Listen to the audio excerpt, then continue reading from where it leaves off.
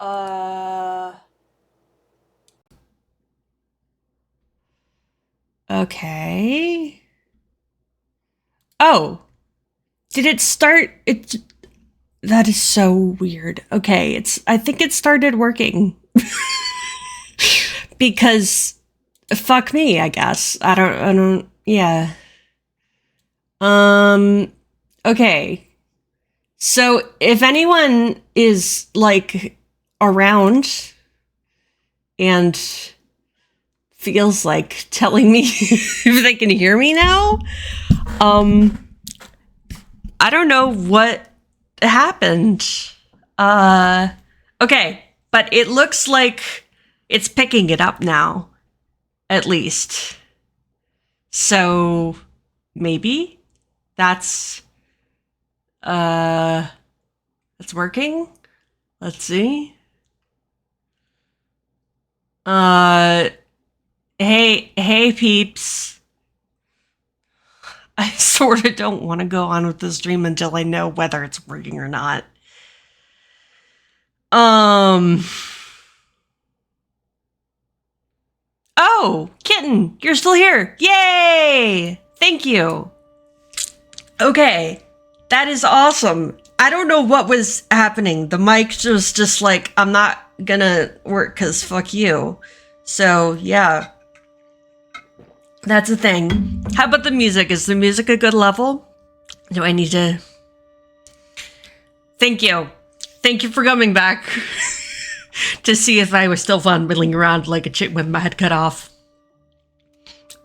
Because that's always fun. Oh. Goody. Okay, now you don't hear music. Cool. Wait.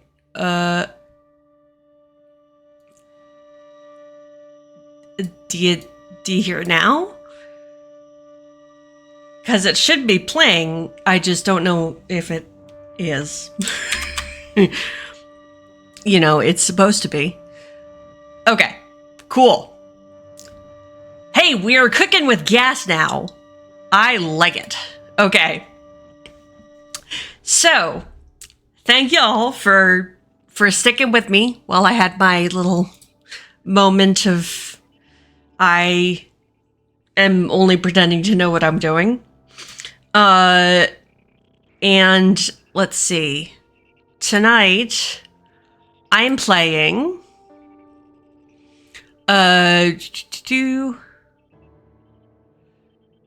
yes. Thank you, Kitten. Thank you for helping me out. Have a good dinner.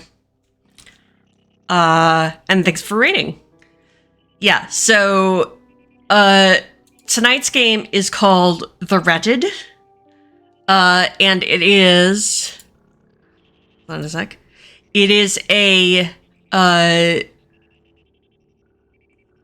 So the game that I played last week was Carved by the Garden. And Carved by the Garden is based on the system... Like, it's built around the system called Wretched and Alone. And Wretched and Alone itself, I said, was developed by the Sealed Library. But Wretched and Alone is the system that's built around... The Wretched, which is a game by Chris Bissette. And you should be able to see, as usual, the creators and the Chiron. So tonight's creators are the person who made The Wretched, the game, and actually they made the soundtrack because they're also a musical artist. So that's Chris Bissette. Directions, right? And that is available on itch. And as always, if you'd like to find out more information, see some links, you can hit the exclamation point about. And the dice roller is actually the same one that that I used from as last time. I can say words. So it's the... Let's see, hold on a sec. Okay, now we get to play with this part. That is not what I want. that is the one that I want. But this one should be that. Okay. And I don't know why it's not there. Okay, so we're just gonna get rid of it. Okay, so hold on a sec. Let me set up that one. Whoops, that's not what I want. That's what I want. Whoops, not oh, there. Okay. So the same dice roller that I used last time, where to simulate the block tower, the Jenga tower, which of course is not very practical at my desk. So the dice roller uses 100 d6s, and what you do is you roll all d6s, and every time you get one that says 1, you can see that the ones are red. Every time you get one that says 1, you take that out of the pool, and then you roll the remaining ones.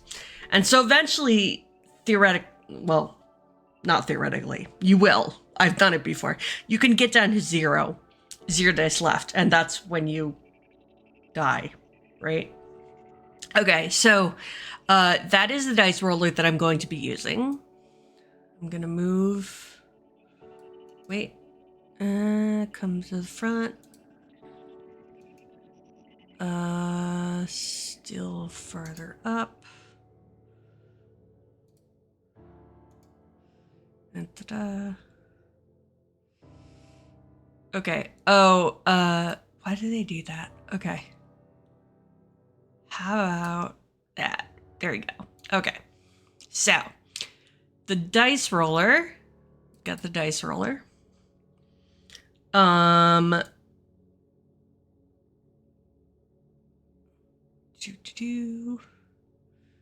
just like, whoops. Sorry, so you don't see my bookmarks and stuff. Because no one wants to see that shit. Okay. So we've got the dice roller. And also we have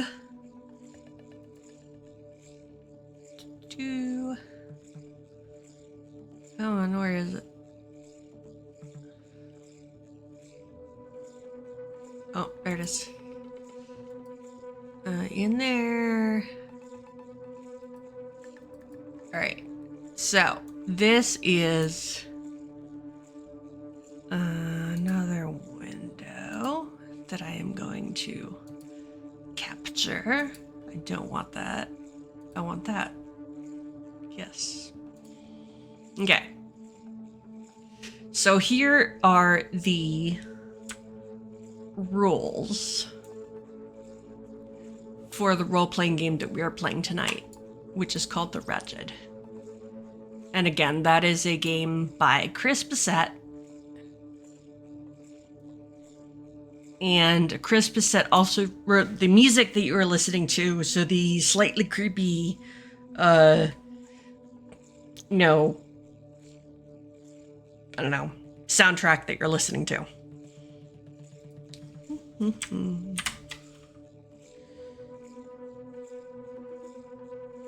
don't know why it does that. Okay. All right. So there we go. Okay. So, and the setup of this game is very similar to Carved by the Garden. So it uses a deck of cards, which I have, and I'm going to use physical cards this time because, again, sort of didn't work last time to use digital. And it uses, let's see, I don't think this one uses a d6. So here I am. Nice little artwork. The logo, this logo, The Wretched, is by Lore Evans. But as you can see, the writing and design layout. So the game itself was developed by Chris Bissette. And about safety.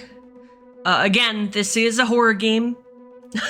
So, if you ever feel like you need to leave, then I don't judge you for that, I guess.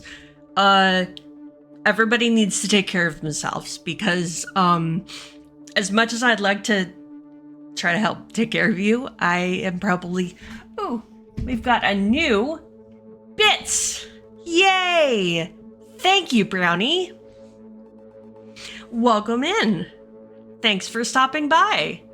I should have made that bigger. I forgot. We're playing The Wretched tonight. Here, wait. The cover artwork. Ooh! It's very nice, Wretched artwork. And, it's a game that's similar to the one that I played last week. In that it's the Wretched and Alone system. Wait, sorry. No. Yeah, it's the Wretched and Alone system. But this is the game that the Wretched and Alone system was actually built upon. And, so this is the one that started it all. Yay! Killer robots, woo! Humans are dead. Humans are dead. Flight of the Conchords reference, sorry. So, yeah, and the soundtrack that we're actually listening to was written and performed by Chris Bissette, who is the person who developed this game by themselves. And they're also a recording artist. And so I actually contacted them to make sure it was okay to use the soundtrack. And they reached out to me and said they'd love for me to use the soundtrack. So I'm using the soundtrack that they wrote specifically for this game, which is pretty cool. So yeah,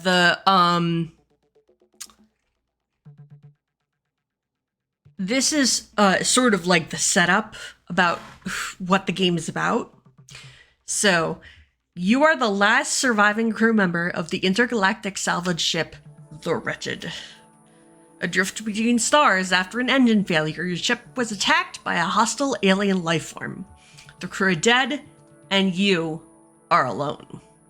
You thought you won. You launched the creature out of an airlock, and that should have meant safety.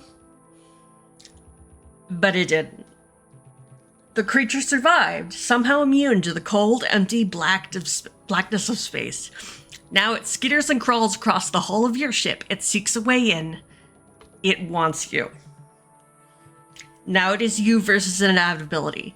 Can you keep your life support systems going long enough to repair your distress beacon? With the beacon activated, can you keep the creature at bay long enough to be rescued? Assuming somebody hears a cry. Probably not, but you have to try. I mean, what is life except trying, right? So this is a game about a human resiliency. So a human surviving under pressure, against the odds, if you would.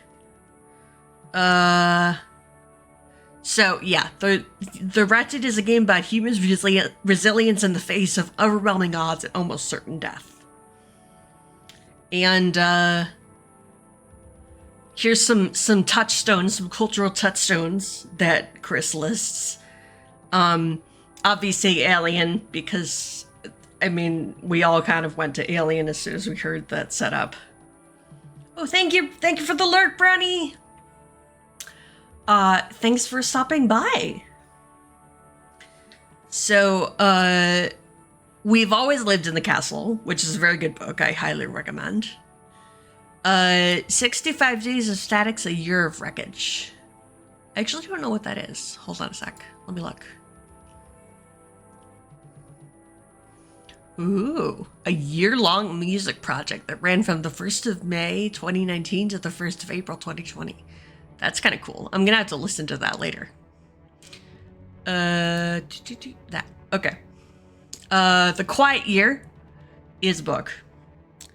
Star-Crossed is also a book. 1,000-Year-Old Vampire, also a book. The Adventure. So this was produced during the UK's first COVID-19 lockdown, so I know that a lot of things a lot of people turned to role-playing games, and some of them turned to writing role-playing games. So, the tools to play this one are a standard deck of cards with no jokers. I have a deck. My deck has jokers in it, but I'm just gonna, when I get a joker, I'm just gonna pick another card. Because I don't feel like going through and trying to find the jokers. It does use D6, so I'm gonna set up my dice tray. Hold on a sec. I have a nice little collapsing dice tray. Those are the snaps you hear. And this time, tonight, I think I'll use my D6, my extra life D6.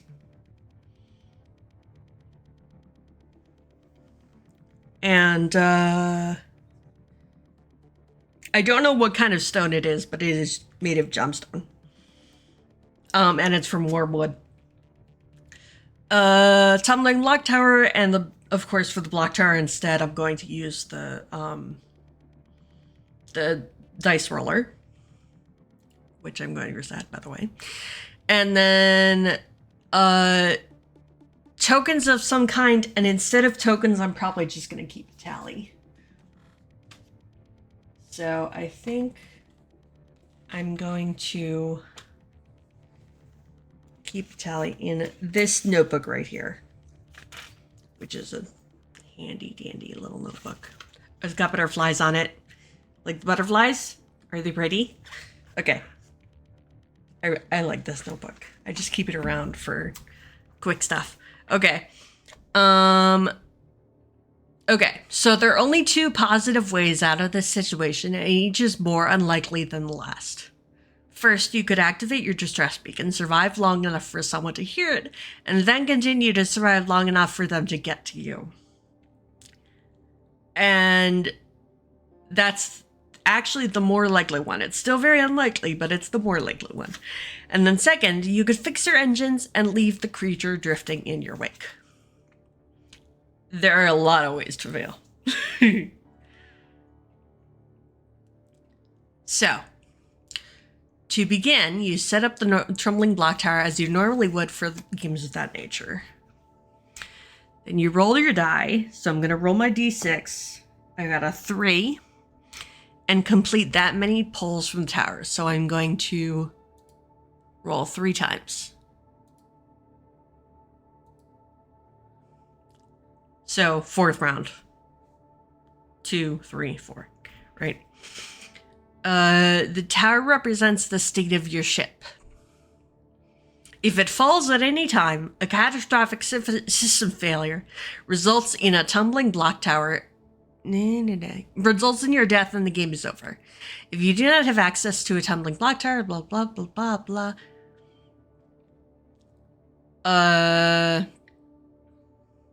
Okay, so shuffle the playing cards. I actually shuffled them a bunch last night because fidgeting. Place them face down within easy reach. If you want to play a shorter game, which I don't, you place the Ace of Hearts at the top of the deck. Record your first audio log. So for this one, for this game, let's see. It talks about, where did it talk about?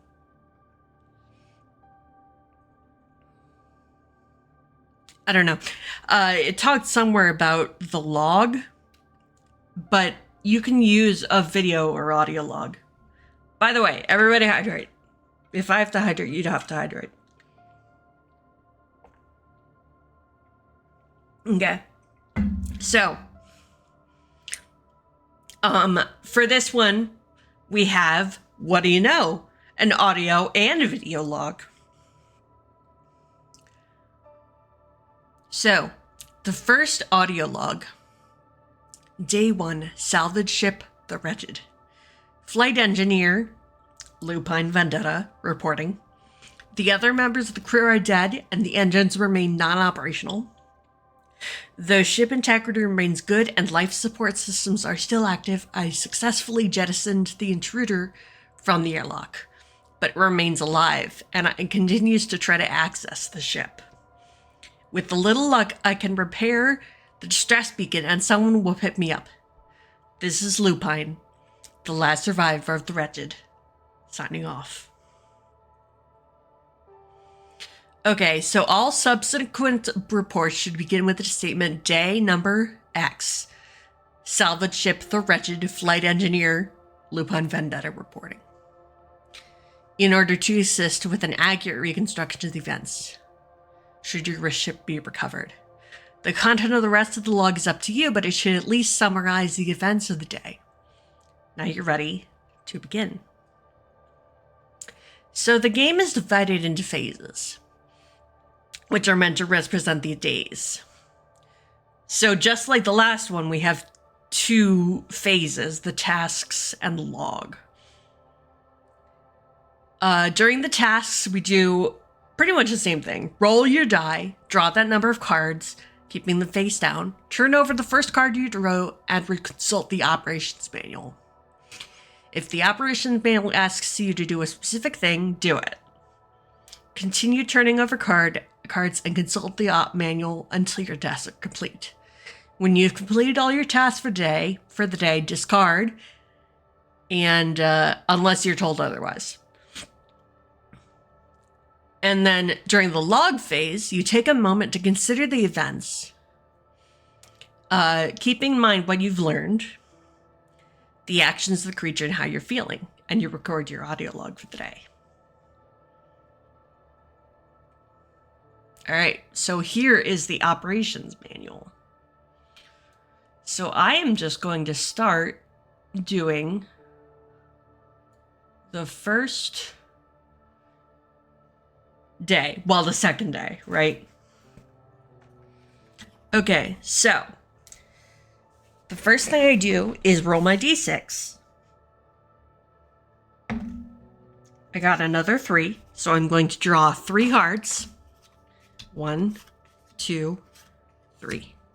And I'm going to flip them over one by one. So let's see. The operations manual.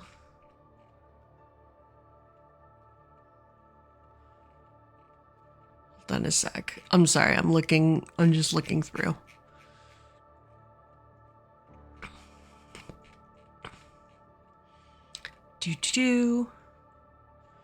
Okay. So that's the debrief. That's after the whole thing. Okay, so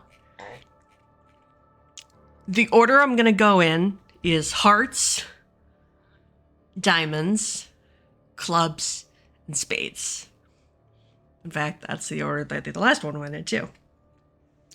Hearts represent ship's systems, life support, water purification, and the like. So it's about the integrity of the ship. Diamonds represent your ship's physical structures. When you draw a diamond, you're physically engaging with the ship. So that's also integrity, ship integrity. Looks like clubs represent the crew. When you draw a club, you're reminded of the people you have lost and the reality that you are sharing your space with their remains. Because I don't know. I could have jettisoned them off out into space, but it's probably fairly likely that I didn't. And then spades represent the creature. So that would be like, I hear the creature outside, or it tries to come in through a certain airlock. I have to stop it. Or you may have to deal with the mental toll its hunt is having on you. So you may have to deal with internal things about yourself, dealing with the fact that you're being hunted by this creature that killed everyone. Okay, so hearts, diamonds, clubs, and spades. I'm actually going to write that down just real quick. Okay, so hearts, diamonds, clubs, and spades. Okay. AJ! Welcome in, AJ. Thank you for coming. And tonight I am playing The Wretched, which is a system developed by Chris Bissette. Chris Bissette is also a, actually they're based in the UK, Manchester. They are also a musician. And so they actually wrote the soundtrack for this game, specifically for this game, and that's what we're listening to. And I am going to do this. Yeah. Okay. Oh, tab. Okay. So I'm gonna do that. Because AJ is, in fact, a musician himself. And everyone should go check out my friend AJ. Because, and the awesome streaming. Because, yeah, we need somewhere clone here, dude. So yeah. Here, wait, I have to show you. I love this. I just love this cover art. So I'm just going to show everyone the cover art. Let's see. This is page 13. Ready? I love the cover art. I just think it's so cool. And it encapsulates the feel of this game so well. I just absolutely adore the cover art. Because I'm such a nerd. I'm sorry. Yeah. So this is, so AJ, this is actually the game that, remember the game that I played last week was called Carved by the Garden? And Carved by the Garden is built upon a system called Wretched Alone. And Wretched Alone is actually developed from this game. So Chris Bissette developed this game, and then Sealed Library, if you remember, they were the people who developed the Wretched Alone system that I had listed on my creators thing, which of course always you can do ! about to get some links to stuff. So my creators tonight are Chris Bissette, who of course wrote the game and did this soundtrack that we're listening to specifically for this game, which I think is really cool. And then also the people who developed this dice roller, which I didn't credit last time, and I thought about it and I was like, why not? Because this is a lot of work. And without this dice roller, I mean, there's a few different dice rollers, but I really like this one. I tried out a few, and this is, a lot of work. So the mechanic, the whole idea of rolling on her d6s and then taking out the ones and then rolling again, that's from Speak the Sky. Speak the Sky is another game developer. They have their own itch.io page. And then the person who actually did the coding, who actually did the HTML, is Max Kimmer. So, and as always, if you donate to my Ko-fi link, I think I did the right side. If you donate to my Ko-fi link, any donations that come in during the stream, I will donate most of them, honestly, to tonight's creators. So the people so I will split it between Chris Bissette, who did the game and the soundtrack, and Speak the Sky and Max Kamer, who did the dice roller. Because I feel like people ought to be paid for their work. And they give me the opportunity to do these really cool things. And I just love this system. I just think it's so cool. Okay, so here I am going back to page, I think it was 13, right? Yes, 13. Okay, so the mechanic is very similar to last time. You roll a d6, you pull that number of cards, and then you flip them over one at a time, and they tell you different things to do.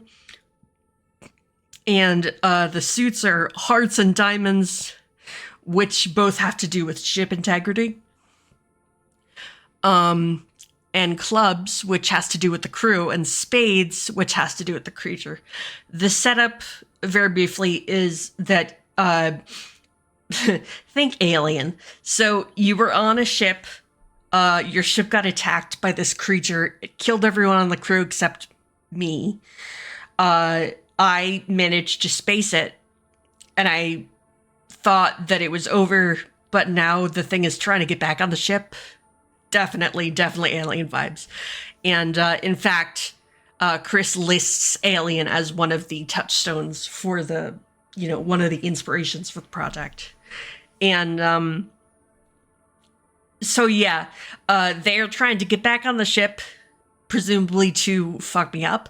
And my goal is to try to survive and get out of distress beacon and get rescued. And that's very unlikely, but we're going to see how it goes. Okay, so I actually did my first pull. I rolled the die. I got a 3. And I pulled my first 3 cards. So, let's see. My first card is the 3 of clubs. Okay, and clubs was the third one. So, not systems, not structures, but crew. Oh, goody. Okay, 3. And they had them listed backwards. Okay, you had to use someone else's ID to access an area of the ship normally forbidden to you. Whose ID was it, and what were you doing there? So this tells me a little bit about myself, actually, too. Because I have to say, not necessarily what I did on the ship, or what I was supposed to do, but what I was not supposed to do. So, for instance, my go-to is usually a pretty sciencey person. So let's say I was a scientist on the ship. So perhaps this was the security. Oh, that makes sense. So what if I had to go to... we had a room where we kept all the firearms, all the weapons, and a sort of armory. And I had to go into the armory. Yes. I think that makes a lot of sense, especially if this is my first thing after realizing that this monster is still after me. Is I would go arm myself. So I'm the only one left on the ship. I don't know how much do you think I know about, have I fired a gun? Do I know how to do these things? I mean, that's a question. So I guess we could flesh out my character a little bit. So I think I went skeet shooting when I was a teenager. Oh yeah, that makes sense. Okay, so they trained us all in the use of firearms, but since I was a scientist, they didn't really spend that much time on it. And I didn't particularly like it. Probably because it kicked and I hurt my collarbone. I don't think I broke my collarbone because that would be pretty severe. But I definitely think I hurt my collarbone and or my shoulder.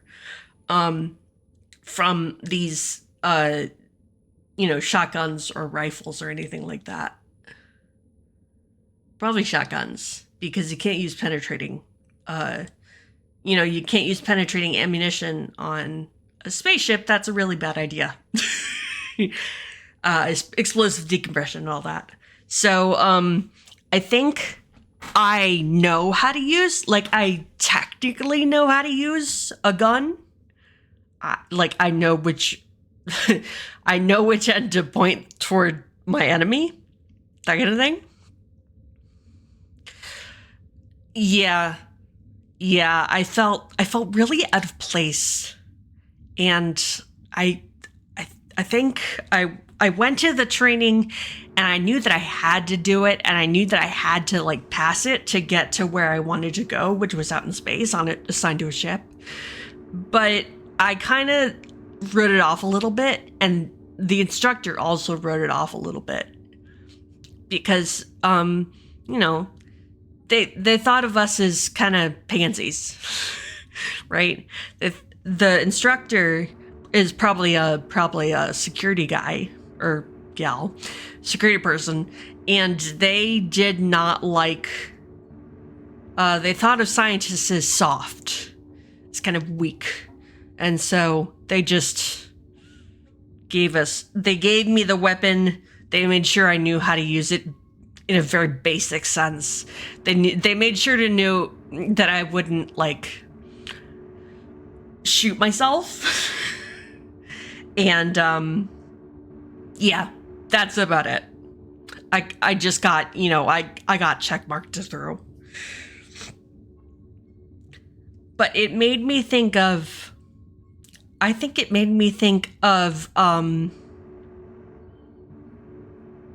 my crewmate who was the security officer on the ship. And I'm very, very worried now because this person knew how to use these things and they didn't survive. So I think I'm pretty fucked. Yeah. All right. So I'm going to my next card, which is a 9 of diamonds. Okay, so I'll go back up to the diamonds. Your gravity drive fails. It's a long, slow process, dragging yourself over to it with no gravity, and a long day fixing it. But you manage to get it back up and running. Pull from the tower. All right. So I'm going to pull from the tower. And I'm over halfway gone. As you can see, I've only got 48 days remaining. So not too far over halfway, but over halfway. And I managed to get it back up and running, but I don't think the gravity drive... So I was a scientist, but I don't think I was like an engineer. So my gravity drive... So fixing mechanical stuff, I don't think that's my forte.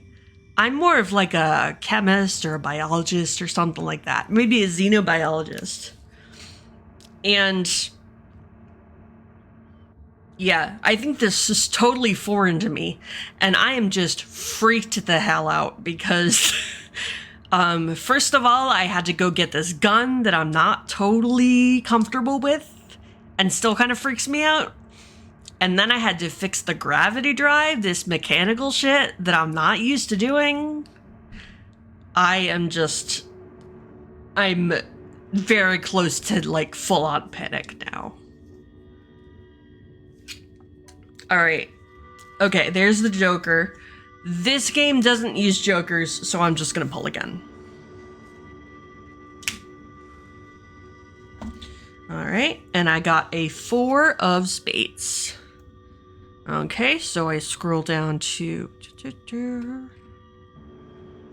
It's not crew. And spades, of course, is the creature.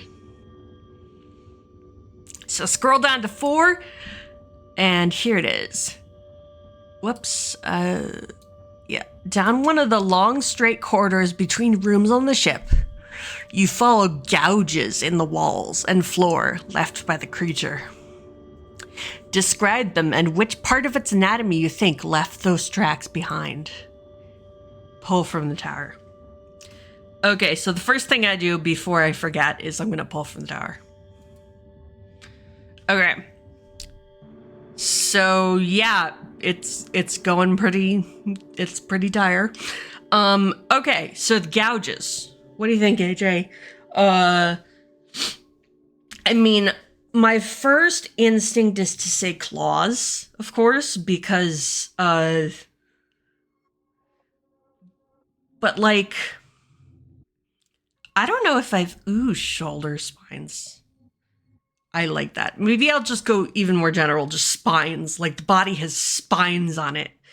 It has a hard exoskeleton with spiny bits. And I'm thinking, does it, like, have I seen this thing? Like, have I actually been able to get a look at what this thing is? Or did it just kill people and, like, I never saw it and that's actually how I survived? I think that might be how I survived, is I never actually saw it. So, like, I never got into close proximity with it. But I did see these... I did catch a glimpse of something that looked a little bit like an insect with a chitinous exoskeleton. And so the spines came out from the exoskeleton, and I didn't know how hard they were because all I could see was that this person, all I could see that my crewmates were just chomped on. They were pulp. And I assumed it was from teeth, but yeah. Ooh. Yeah, so the long limbs and like the claws. I like that. I like that a lot. Okay, yeah. So I'm seeing these gouges along the walls. And the thing that's sort of confusing me, that makes me think it's not claws, because as a xenobiologist, even as any type of biologist, I think I'd be familiar with like animal tracks. Generally, not like specifically, but I think I would be familiar with what they look like. And I'm seeing these gouges at about, calf, knee height on both walls, and they look like they're happening simultaneously. So they're not staggered, like one leg is gouging and then the other leg is gouging and then the next leg is... So it's more like they're moving a pair of legs forward and they're gouging at the same time. And I think that's the thing that confuses me the most. And then I realize that means that whatever this thing is, it has to be huge. It's taking up so much space because these corridors are like 10 feet wide, right? Two people passing. So I think these corridors are like 10 feet wide. So it means that whatever this thing is, it can reach across 10 feet. But I've also seen it go through like the vents. So I know that it can collapse its body to this tiny little thing that can slip through the vents, tiny little size. But it can spread out and become this huge, hulking beast that hits both walls at once. So I never really got a good look at this creature, but I'm sort of getting an idea that it looks... I got this glimpse of a chitinous exoskeleton. I saw like long limbs, a glimpse of long limbs, sort of disappearing into one of the vents, while the pulped body of one of my crew members lay on the ground. But it's leaving these gouges on both sides. So I know that it can get small enough to go in the vent, and it can also get big enough to scratch both sides of the corridor. Yeah. This thing probably looks horrific. just putting it out there. Okay. So here I discard these guys. And that was good enough for the log, I think. So after having to fix having to grab a firearm and fix this mechanical and this mechanical problem. And then while I was going down the hall to where I knew the mechanical problem was, I saw these gouges in the wall. Like, I'm just scared shitless at this point, I think.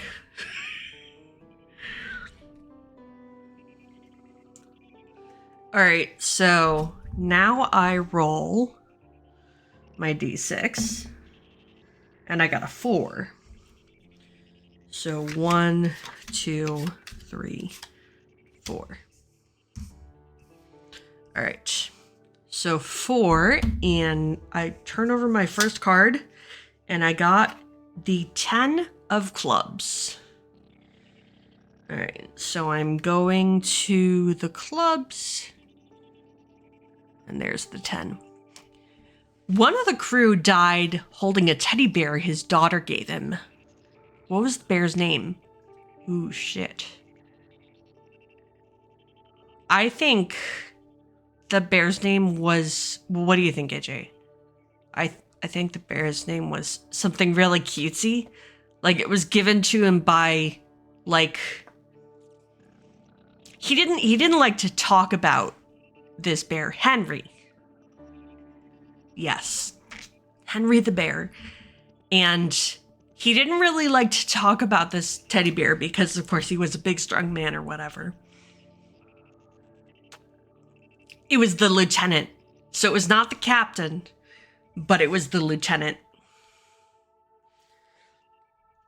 Drinking water. Everybody hydrate.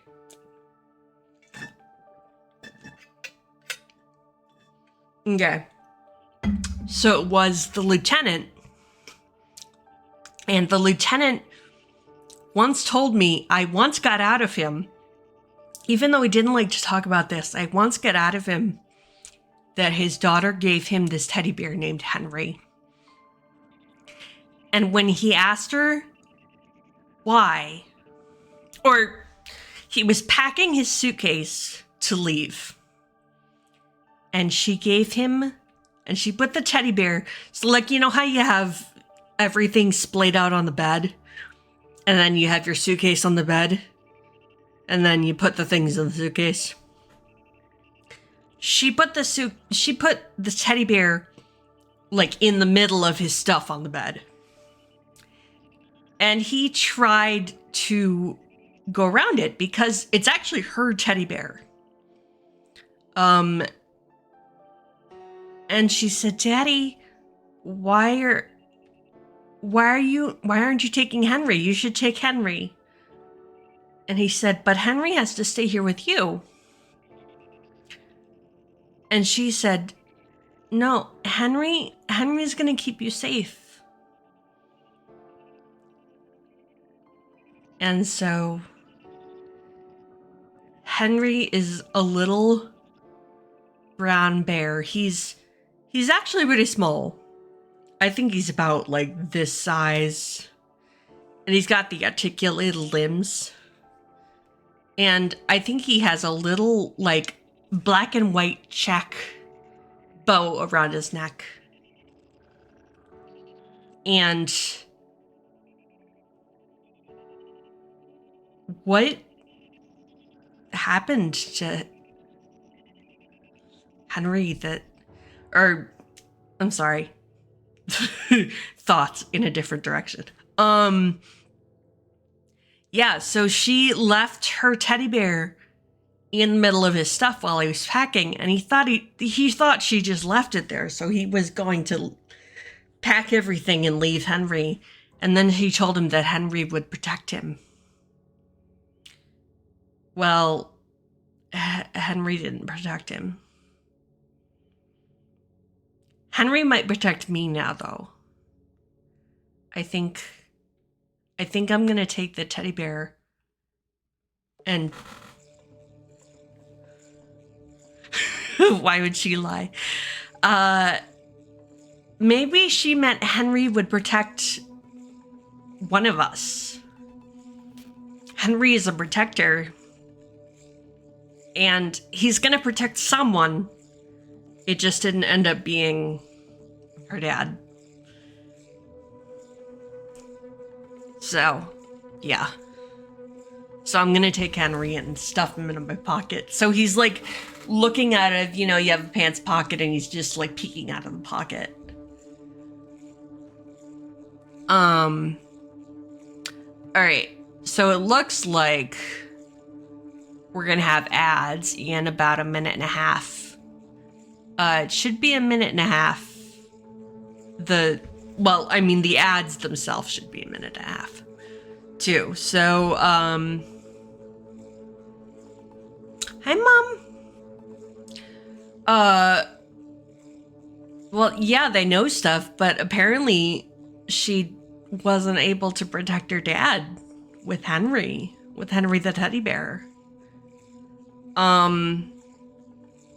Yeah, so, let's see, what do you, I think I'm gonna, I'm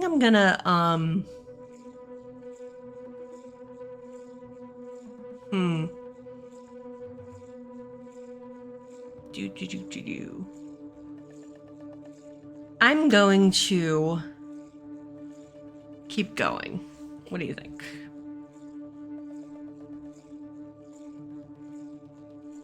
Yeah, I'm just gonna keep going through the ad break. I'll go a little bit slower to try to like make it through the ad break.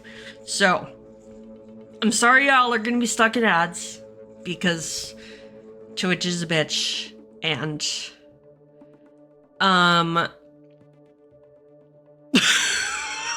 gee, thanks AJ. I don't know. I don't think this is a faster than light situation because ad starts in soon.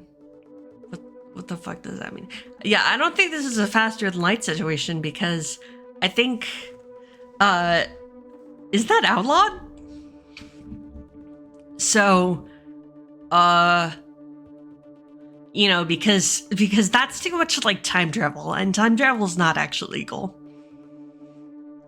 So, but we are gonna have, yeah, his daughter. I don't think his daughter is the same age as she was when he left. Let's put it that way.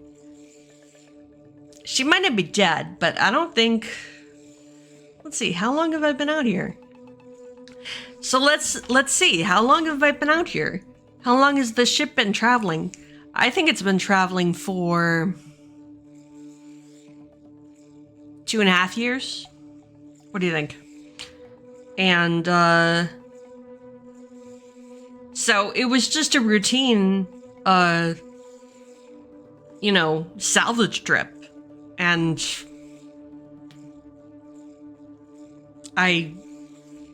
then we met this thing. We went to a forbidden planet where we saw ancient ruins, and that sounds too much like Alien. It's legally distinct Alien. 2.5 years for us. So who knows? Who knows? Even traveling not faster than light does do time. Let's do the time warp again. So yeah, I think that makes sense. She's definitely not the age she was when he left. So I think she's forgotten that teddy bear.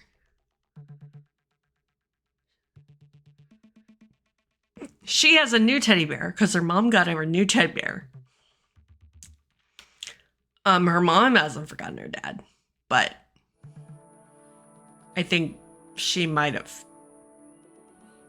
So it was 2.5 years for us. I don't know, the whole, like, let's just say it was 2.5 years for them, too. So he's been gone for 2.5 years. Okay, because time travel, I don't like time travel. Who does? Who likes time travel? Okay. I hate time travel. Okay. So, moving right along. Oh, wow. Now I got the 10 of spades. So I'm back to the monster. Ooh. The creature. Okay. You find something left behind by the creature. Blood or a body part or something else you can't quite explain. Describe it. And you have to pull from the tower. So I'm gonna pull from the tower before I forget.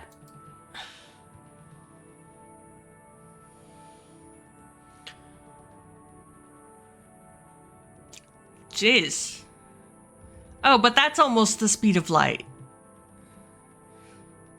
What if you were traveling at like half the speed of light?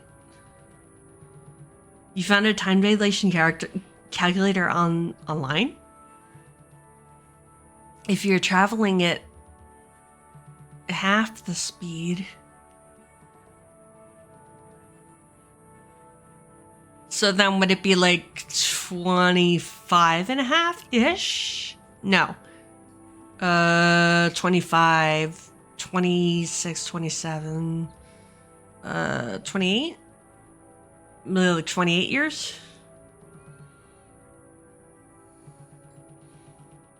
Oh, okay. Oh, okay. It's logarithmic. All right. So, yeah, that's why I didn't want to try to do it in my head. Because logs suck. Mom, don't listen. But yeah, so I don't know. Do you think we can? I mean, the question there is, what is our technology capable of? Can we move? Oh, excuse me. Could we move close to the speed of light, or only like half of it at this point?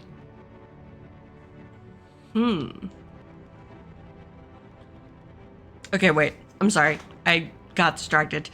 I did pull. Okay, yes. You find something left behind by the creature. Blood or a body part, or something you can't quite explain. Describe it. Yes, Mom. I'm what? Listening to me say I hate logs.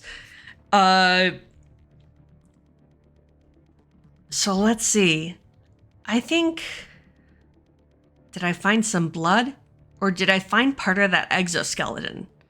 So remember we talking about that chitinous exoskeleton before, and I didn't know how hard it was until... Gee, thanks, Mom. Even though I can't do lugs in my head. I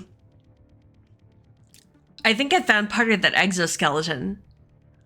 So I wasn't sure how hard it was, but now I can test how hard it is.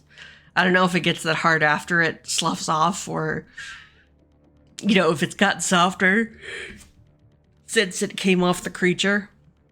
But it's pretty damn hard. And I think before I realized how hard it is, I accidentally cut myself on one of the swines. You know, I go to reach for it, and I try to grab it, and the way I try to grab it, I accidentally cut myself. I cut my finger on one of the spines of the exoskeleton. And I discover from that besides being really fucking hard, it's really fucking sharp. So all it would have to do is hug you. And it could have mashed.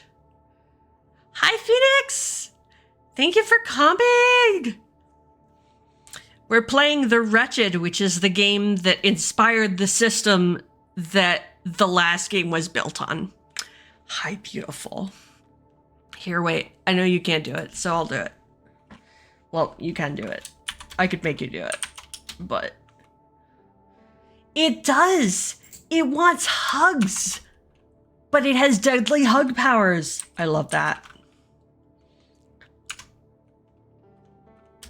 Because it tried to hug all of them, and they all got mushed by the spines of the exoskeleton.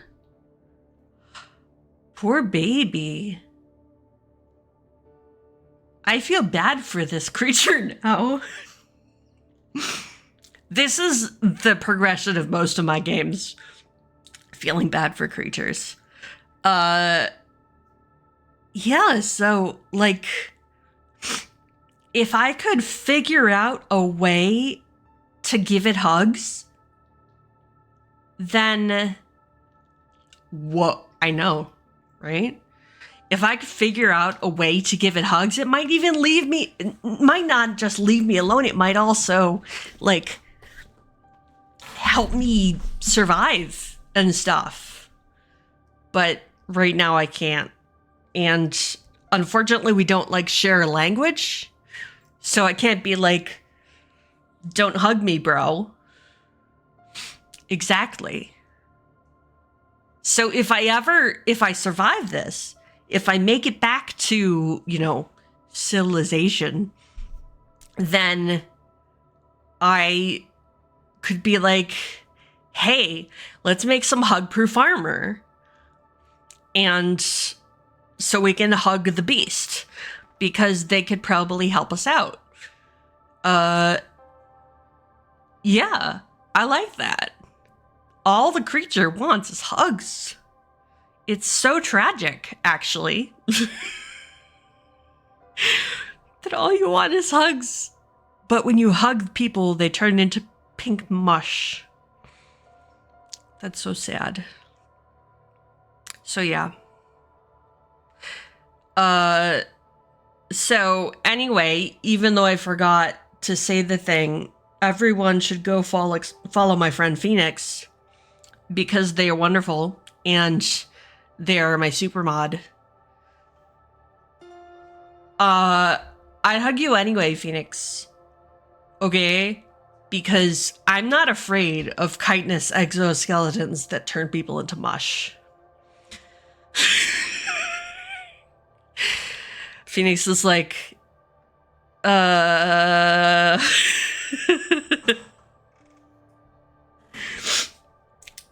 we'd figure something out. I'll figure it out. We'll figure it out, okay? We'll make some kind of hug-proof armor. So that I can give you hugs, because this is important. Hugs are life. Yes. So I'm doing a thing. Okay. I'm pulling the next card. So the next card is the Queen of Clubs. So, clubs. Oh, I love these ones. Not really, I don't. But clubs is the crew. So, what do I have to think about the crew? Okay. You spend the day cleaning bodies out of a small room that you intend to hole up in if the creature gets aboard again. What was its purpose before this happened? And why were there so many people here when the creature came? You know what this was? This was like a bunk room. So they were all, like, sleeping. Now, because I think, okay, so now it's a morgue. It's definitely morgue now. But I think it was, like, a bunk room. Because they were all alive when the creature came on them. And the creature was like, I just want hugs. And can you think about how terrifying would that be to just, like, wake up and see this big mantis creature like, ah, I want hugs. I think we all slept. Okay, so I'm just calling it right now. This is a future society where socialism has become the norm and everybody is peers. And so, even though they think I'm a squishy scientist, and so that means that we all sleep in the same bunk room. There's no, like, cabins for officers or something like that. I mean, there's private areas so that you can go do private things, like write letters or whatever, but we all sleep in the same quarters. So I think the captain was there. They were just the crew quarters. So, but I had to clean out the bodies, and the reason I've chosen this space is because, so when the crew was alive, we always had this complaint that there wasn't enough air circulation in the crew quarters. And that's because there's no vents. So I've chosen this place because there's one entrance. It's a relatively small room. There's things to hide behind. And there's, bunk beds and stuff like that. And there's no vents for the... sorry, Sturm on. There's no vents for the creature to sneak into the room while I'm not looking. So when it came and killed everyone in here, it just came through the door. But, yeah. And there was always this complaint that there wasn't enough air circulation. And now I'm really glad. Oh, and I've got a pull from the tower. Okay, ready? Woo! Okay. So, yeah. This was a pretty sobering day because I literally just got a bunch of bodies. And I'm creating my own morgue of sorts because I'm just throwing them. I'm worried that it might attract the creature.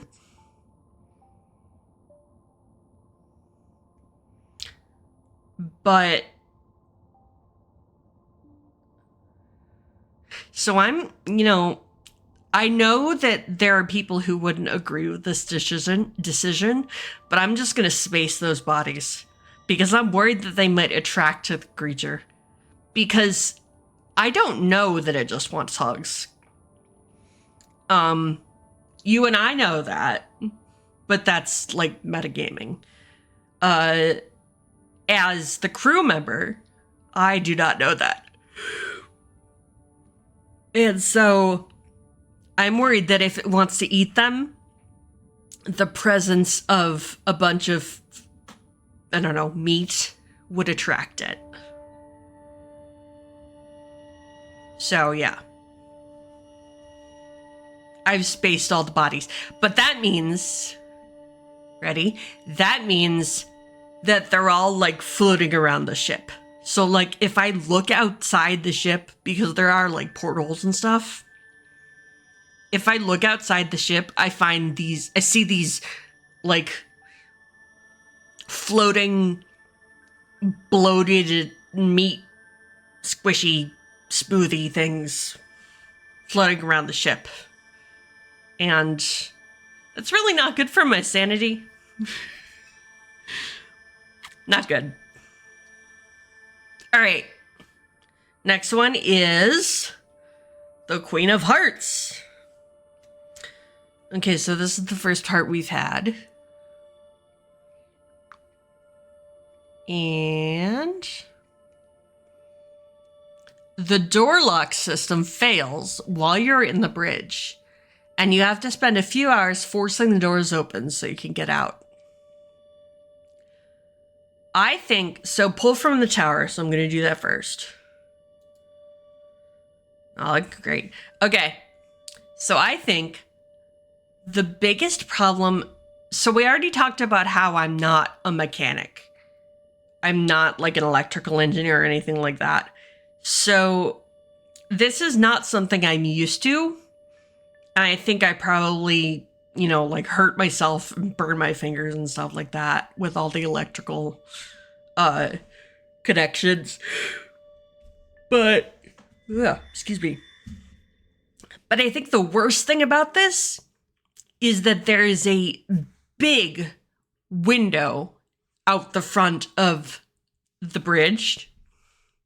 Think of like, I don't know, think of Star Trek.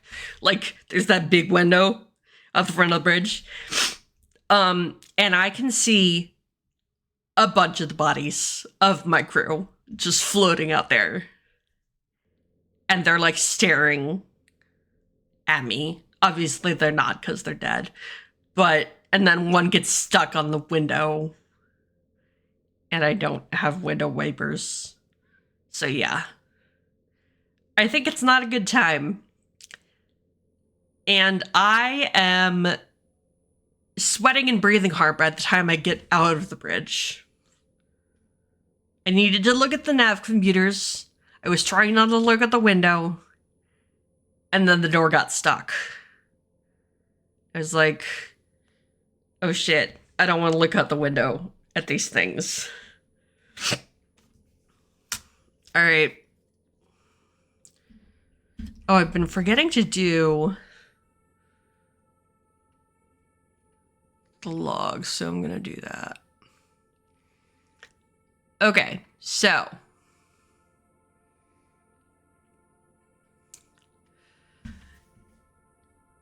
Day 3, salvage ship The Wretched.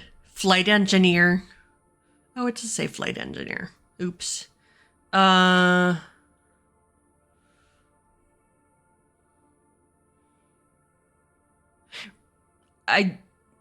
think I knew that, but yeah.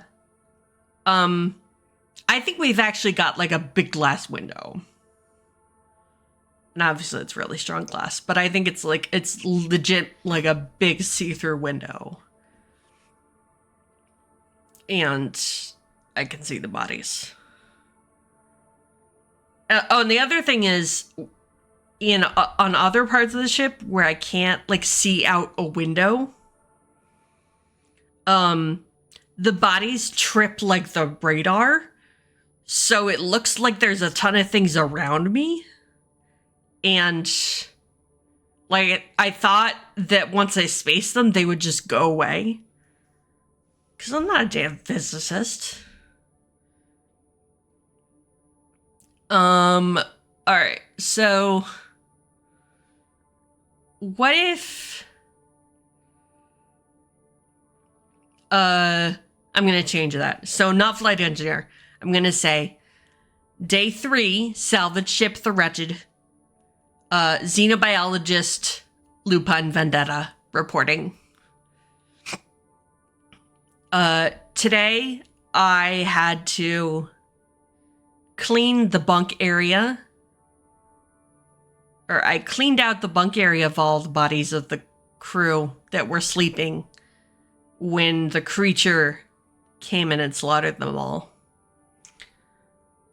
And I decided to put all the bodies out the airlock because I was afraid that a bunch of meat would attract the creature.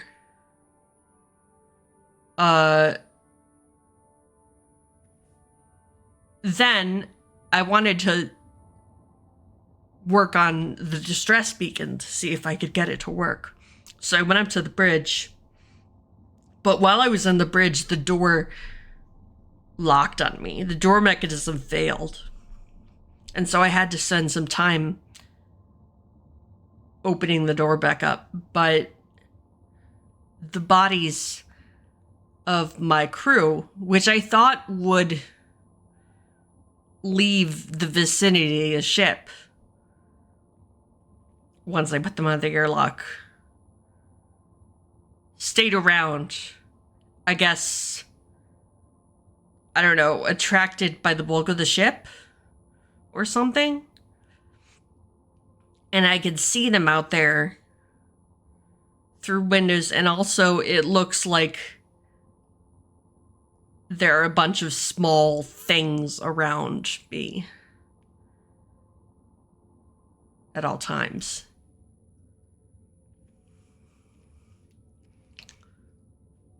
Incidentally, I can't really see the creature. I don't think I can see the creature on the radar, because I don't see any blips except those of my crewmates, of my dead crewmates.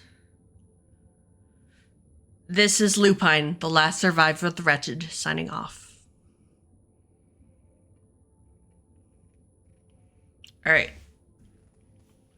So now day 4. I rolled another 3. Jeez, I'm rolling a lot of 3s. So I pull 3 cards. And I flipped the first one and I got a 6 of spades. So I scroll down to the spades. Wait, hold on. Let me see if I can... Sorta.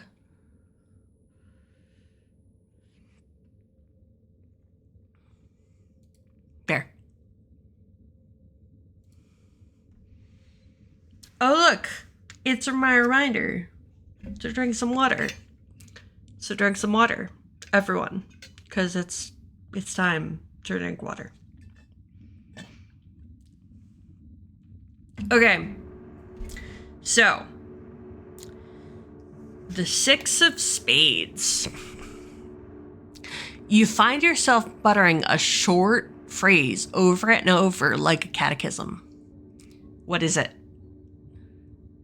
Pull from the tower. That's a lot of 1s. Okay.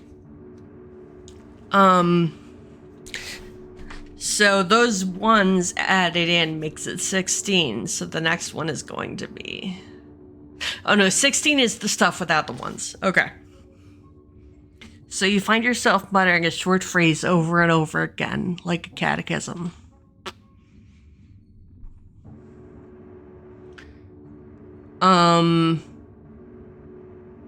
I think it's going to be something like...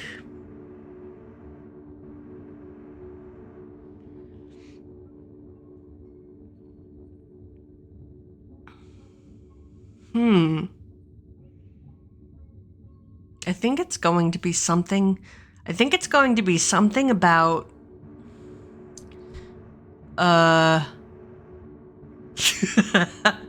Just keep rolling.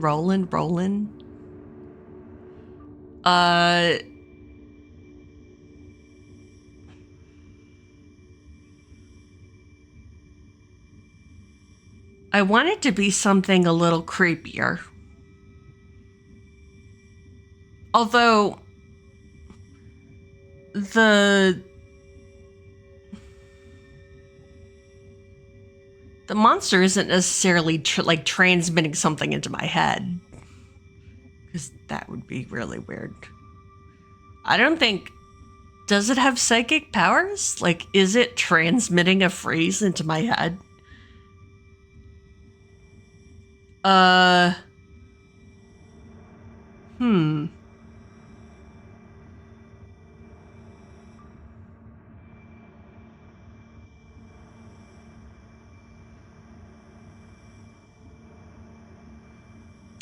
You know what I think I sing this song. The arm bone's connected to the shoulder bone, and the shoulder bone's connected to the neck bone, and the neck bone's connected to the head bone. I think I just keep singing that song because I was singing it while I was singing it to myself while I was cleaning the bodies out of the barracks.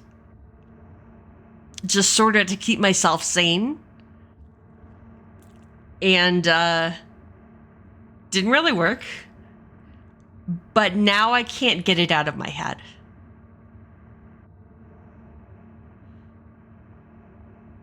And so I just wander around the ship singing, kind of under my breath, singing, the leg bone's connected to the knee bone, the knee bone's connected to the leg bone, the leg bone's connected to the ankle bone, the ankle bone's connected to the foot bone. Stuff like that. I just keep going over and over, like going back up and down the body. All right. So, that one's kind of creepy. Okay. Next is, I'm pulling all the 10s. 10 of hearts. All right, so I go back up to the hearts. It's the diamonds, it's the hearts. The life support system keeps making an unhealthy grinding noise and you don't know what the problem is. What will you do if it fails? So, I think something I do is, and I know it won't totally help, but I think that I gather all the plants from everybody's room. So everybody, had a bunch of plants in their room, just like house plants and stuff. And so I think I gather all the plants and I put them in that bunk room. Ooh, that's awesome. Can you DM it to me? I'm very excited to see this monster. Here, wait. Let me see.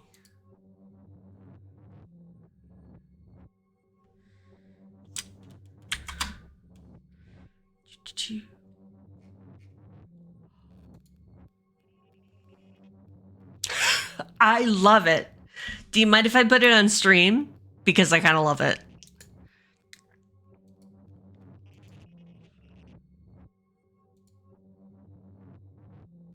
All right, I'm gonna save it. And here, I'm gonna, okay. So wait, this is gonna take me a minute. Go away. Okay, so...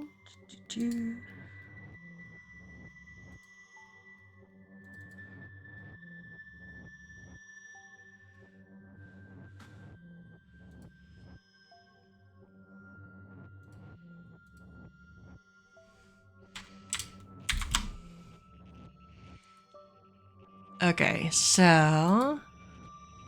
Oops. Nice. Okay, ready? Here it is.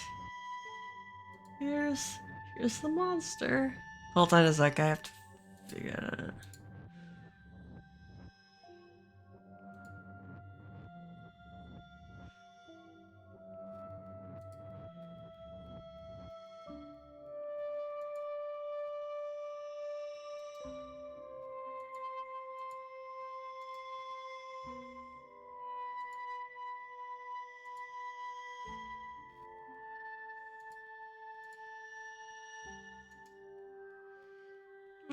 Go away.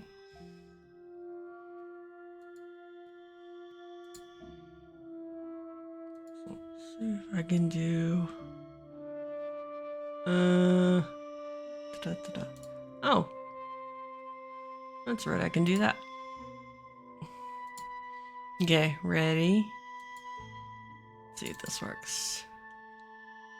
Yay! It's the monster! It's the Hugs monster! I love it. Thank you, AJ, for my Hugs monster. It's very much. It's looking for hugs. He just wants hugs.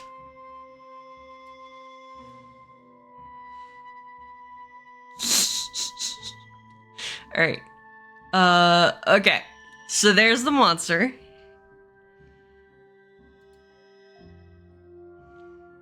Oops.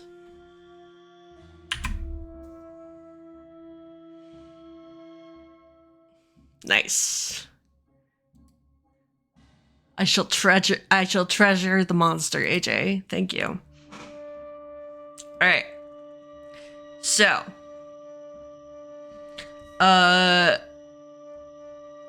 I think I gather all the plants. Because I don't know what else to do. But life support means oxygen, right? That's part of it. So I'm going to gather all the plants in the like bunk room and hope that that means it'll convert the carbon dioxide from what I'm breathing out back into oxygen. Other than that, I sort of don't know what to do. I try not to think about it too much. I think I have like barricaded the hallway to the life support system and like muffled it so that like I don't hear it as much because I legitimately do not know what to do. I have 2 hazmat suits in the lab, in my lab. For like if we're doing dangerous experimentation or dissections or something like that. And they have their own oxygen. So I have a couple oxygen tanks in the lab, but it's not enough to survive for that long. And if the shift is open, like if there's a breach in the hull, I don't have any recourse. Like, the radiation will kill me. So I'm just hoping and praying that it doesn't fail, because I don't really have anything to do if it does. All right. And then my last card is the King of Hearts. I know that's bad. I don't know how bad. Okay. You hear a skittering, scraping sound in the air vents, and you fear the creature or something else may have gotten aboard the ship. How will you make sure you don't attract its attention? Yeah, hashtag everything's fine. I kind of wish that I kept those bodies on and I like sort of pile them somewhere, because I'm still thinking like this thing wants to eat, which of course it doesn't. But I'm hoping, you know, there might have been a way to get it to like not kill me. And I think I'm probably being really quiet and I'm trying not to do too much, especially because the life support system is making this noise. I don't want to expend too much energy and too much oxygen. You know, and because we're in space, we're all issued with sort of a... It's not really a vac suit, but it's sort of like a thing that holds body heat. I think there's a layer of like mylar that holds body heat. But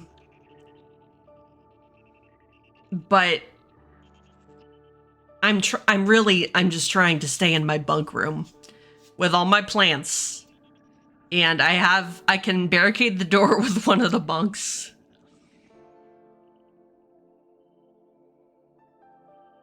And it says, okay, do not discard this card, place it where you can see it. If this is the 4th card king you've drawn, and it's not, the creature is gained access. Okay. So, we've got 1 of 4 kings. Everything's fine. And now I'm going to roll my... Oh. And now I do my log. I did the log. I don't know. I'm gonna leave... I think, especially since I'm, like, panicking at this point, I feel like the log would be one of the first things to go by the wayside. Like, I'm trying to survive. I'm doing this log. I might do a log very, very quietly, like in my own personal recorder, voice recorder, because, I mean, I'm a scientist, so I probably have my own personal voice recorder. So huddled, so picture me huddled by, yeah, like a body glove, like a neoprene mylar suit. So picture me huddled like in the corner behind some bunk beds with a bunch of plants on all the beds and like a protective wall of like plants in front of me. And I've got my little recorder and I'm saying, Day 4, salvage ship The Wretched. Flight engineer, no, sorry, xenobiologist, science officer, Lupin Vendetta reporting. I've barricaded myself in the bunk room. I'm trying not to move around as much as I can because I think the creature is on the ship, is back on the ship. The life support system is making some sort of grinding noise, and I don't know what I will do if it fails. In an effort to conserve oxygen, I've gathered all the plants, all the house plants that everyone had, into this room with me. I have a supply of water.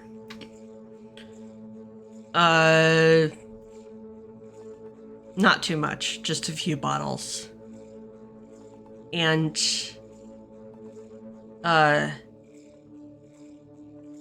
I'm really not feeling optimistic about my chances right now.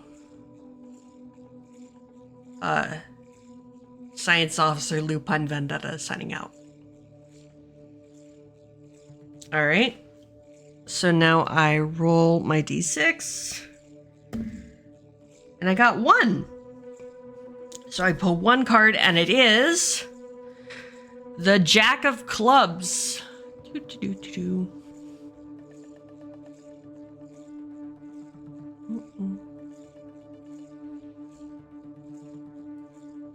Okay, so the Jack of Clubs, let's see.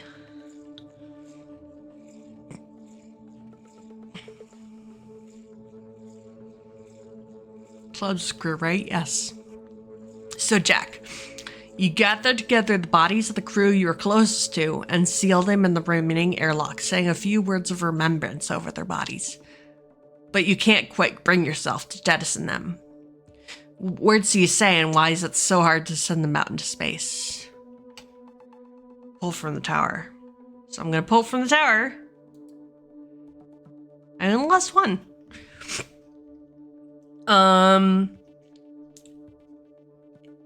And I think I was only really close to 1 person. And they were the mechanic. I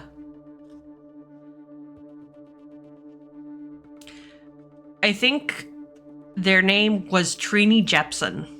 Don't ask.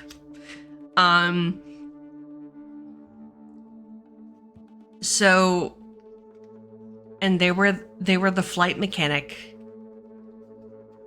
and we bonded over having really precise jobs with a lot of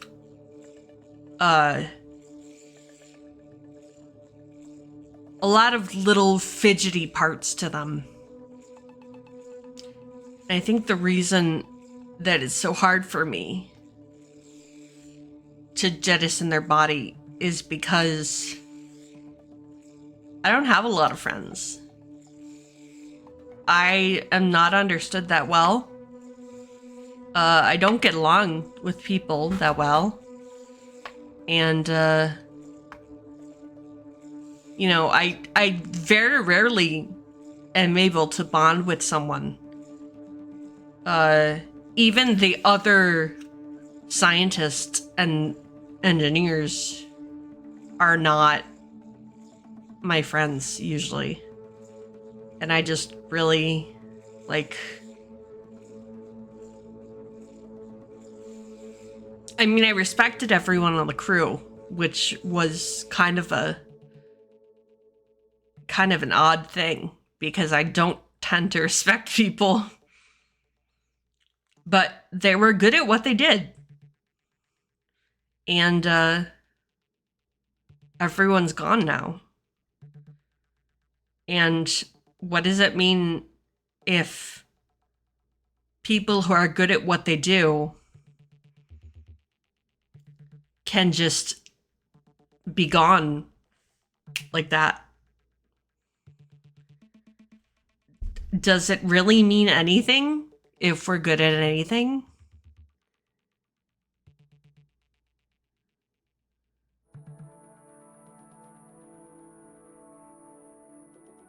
I think I just keep... I don't apologize a lot. That's not something I do. This is my character, not me, because I apologize all the time. But I think I can't help but apologize to Trini. I mean, it's not her, it's her body. But I can't help but apologize because I couldn't help her. I couldn't save her. Even though I'm the xenobiologist, even though I'm the person who's supposed to know these things the best.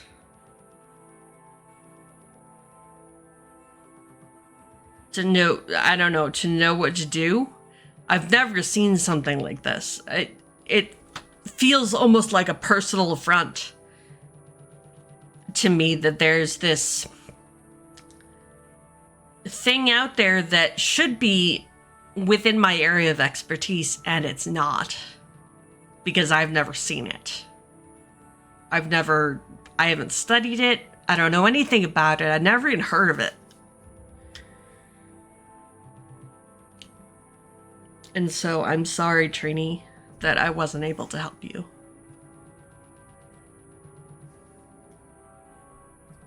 All right.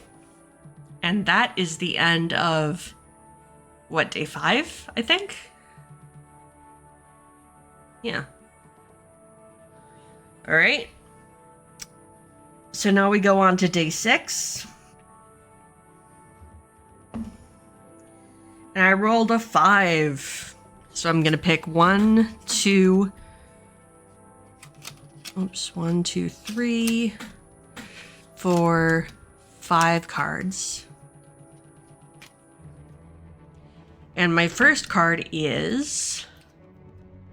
the first card of day 5 is the Jack of Hearts. So I go back up to Hearts. So, the Jack. You spend a day climbing around on the engines, doing basic maintenance, and trying to figure out what needs to be done to get the ship moving again. You end the day as clueless as you began. Pull from the tower. So, I'm not terribly surprised that I don't know what to do, because again, I'm not the flight mechanic. This is not my area of expertise. I don't know how to do this. I only lost 1 die, so that's good.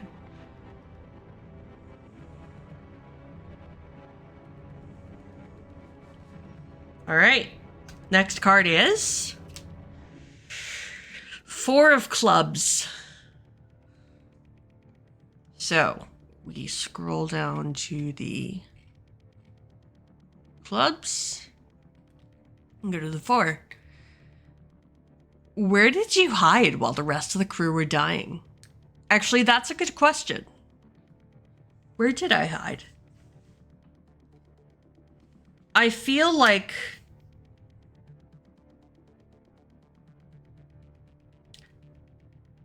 you know, my knee-jerk reaction is to say that I hid my lab, but I don't think that I did.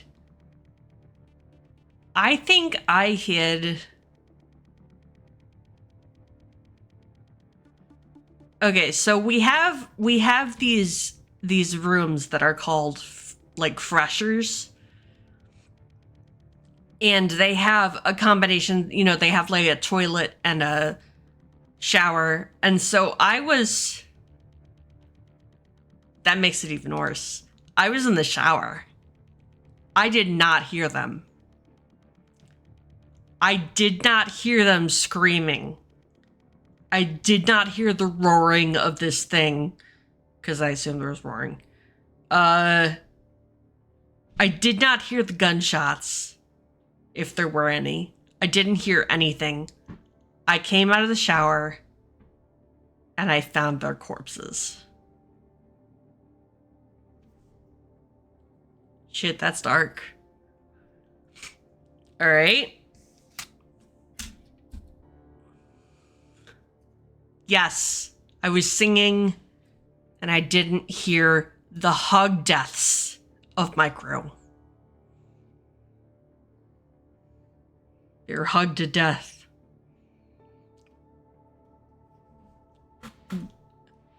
And I think I was singing some vapid, stupid pop song that was like stuck in my head.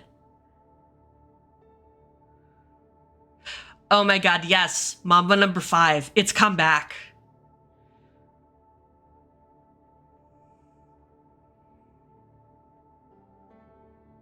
Okay, I'm actually gonna retcon a little bit, because remember when I was saying something that was like that one phrase that I kept repeating over and over, like a catechism?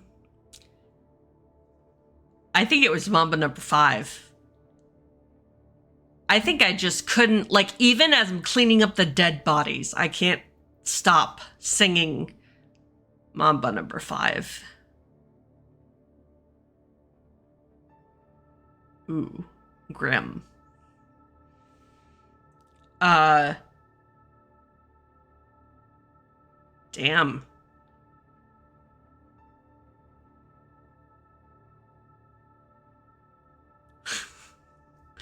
Okay. Yeah. It's Mamba number 5. All right. Yeah, I was in the shower singing it as loud as I could, and I did not hear anything. And then I walked out of the shower and found their corpses. Okay. Next one is the Ace of Diamonds.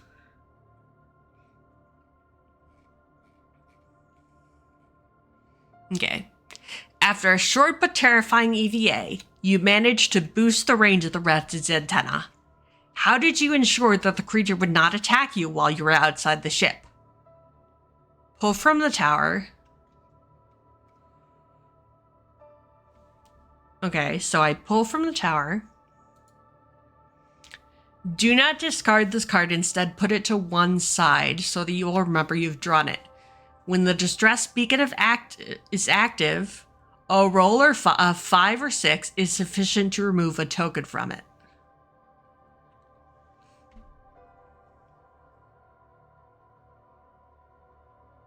What does that mean? Okay.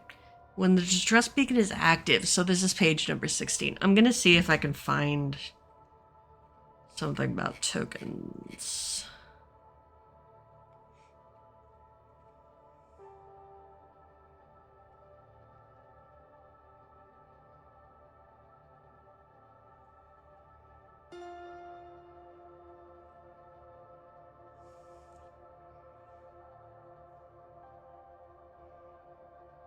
Okay.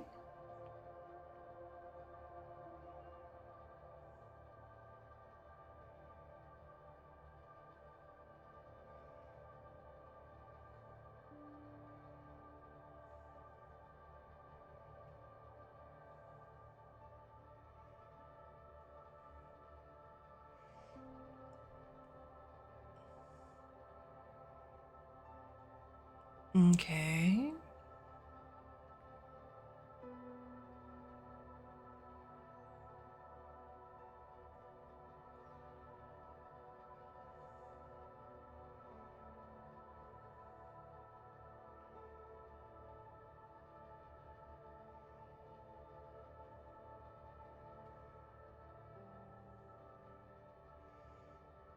Your ship will never be destroyed. You're suddenly more likely to die at the hands of the creature.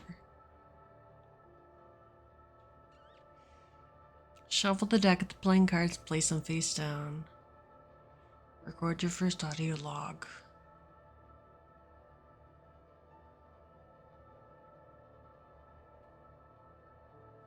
The game is divided into phases. Tasks and log. Roll your die, draw the number of cards, turn over the first card, consult the operations manual.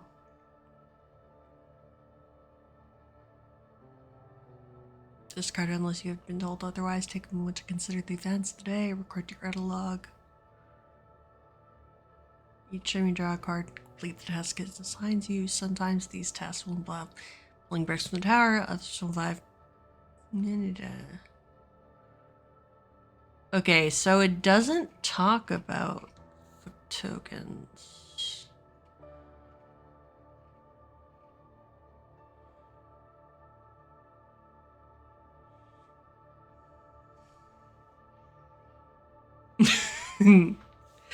Yeah, those are the names of the crew. Sandra, Rita. I actually can't remember the other names. Lindsay, maybe? Was one of her names? I don't... Here, wait. I'm just gonna look real quick.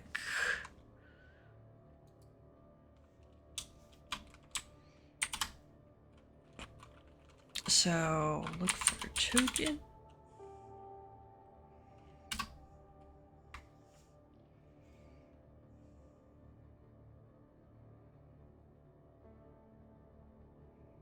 Oh, okay. So, the tokens are going to be... would be...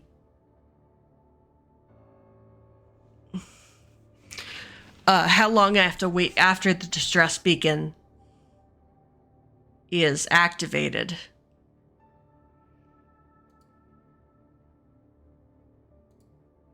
Okay, so,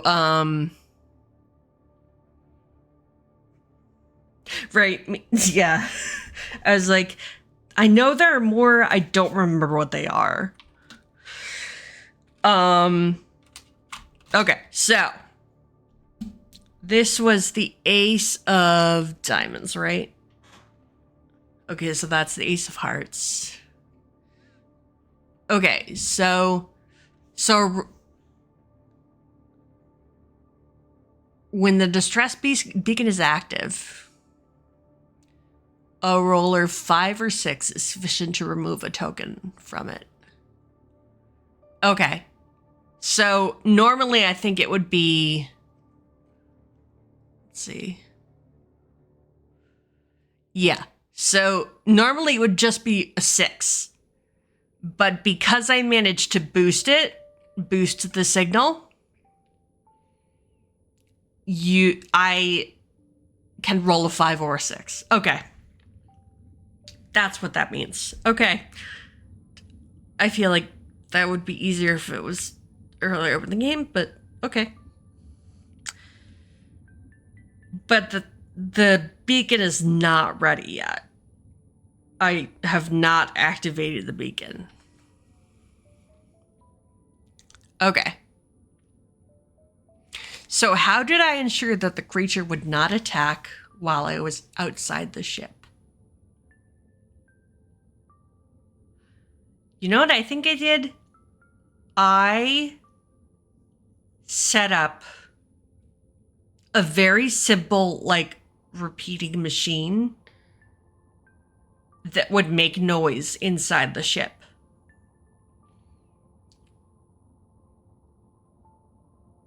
And I waited until I heard the creature go for it. I heard the scuttling or whatever. And then I went outside.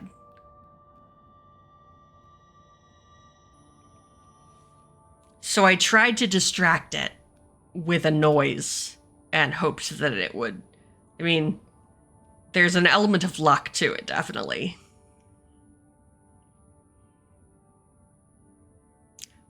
But that means I'm more likely to be able to remove a token and get closer to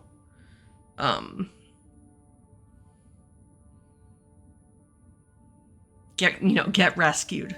Have someone hear my distress call. Okay. So, my next card is the 4 of Diamonds. And these are diamonds, right? Yes. So down to 4. The creature detaches one of the habitat modules and sets it adrift in space. You manage to seal off that area of the ship before the creature can gain real access.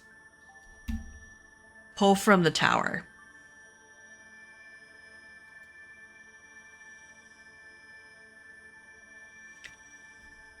Yeah, I'm not doing too well. So, my last card for today is the 5 of Spades.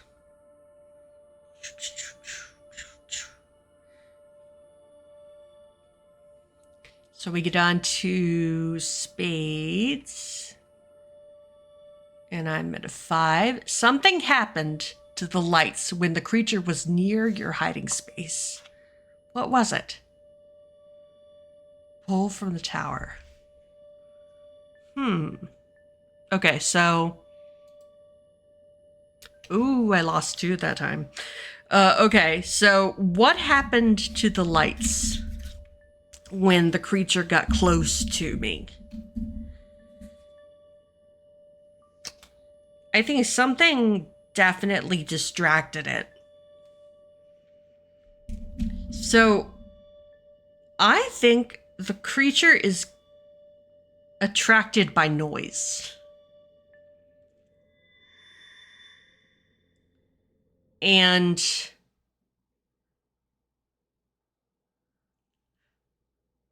no, I think this helps me figure out that the creature is attracted by electricity, actually. Okay. Ads are happening. So I'm gonna pause for a minute.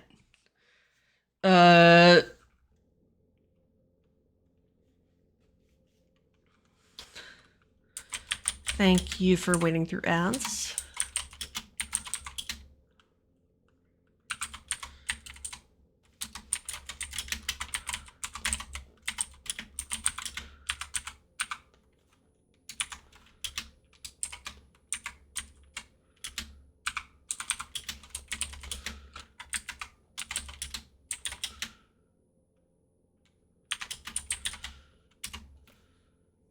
All right.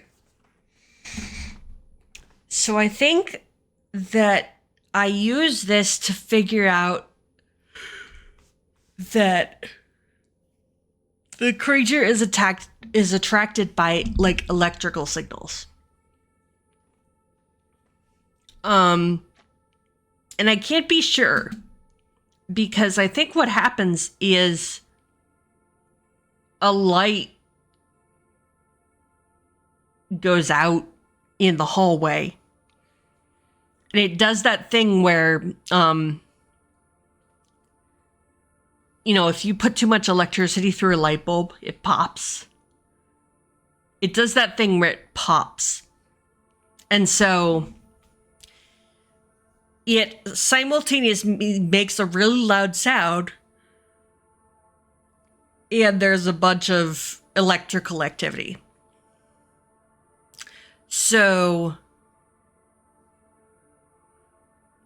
when that electrical activity happens, the creature's distracted.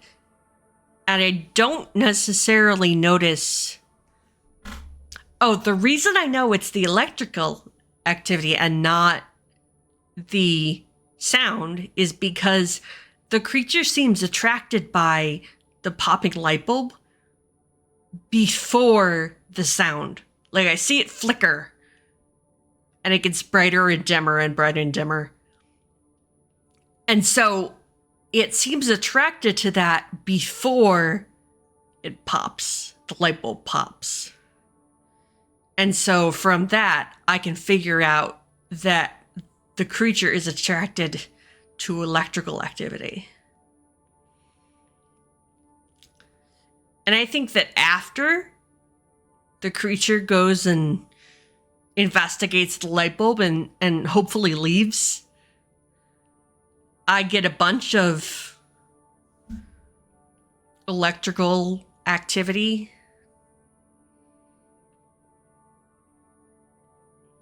I think, so I have some machinery in my lab that I have a remote control for. So I'm going to set that machinery in like other rooms. And when it seems to be getting close, I'm going to try and hope it works. That when I press the on button on the remote control, the machinery starts doing whatever it does and using up electricity, and that distracts the monster, the creature. I'm hoping. Not sure, but I'm hoping. All right. So that is the end of what, day 6, I think? By the way, welcome back to everyone who went through the ads.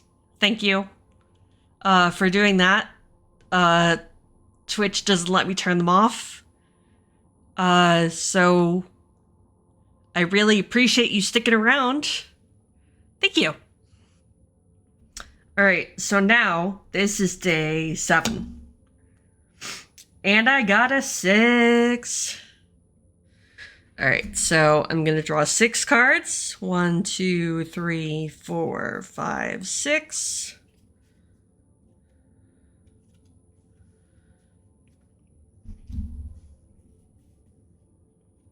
And here we go. Our first one is the 8 of Diamonds. All right, so that's up here.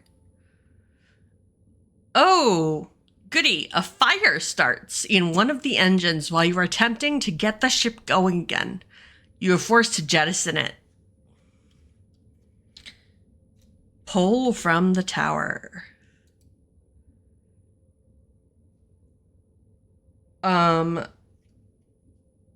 remember, if I get down to 0 dice, it means that there was a catastrophic failure and the ship can no longer support me. And that's game over for me. I'm getting kind of close.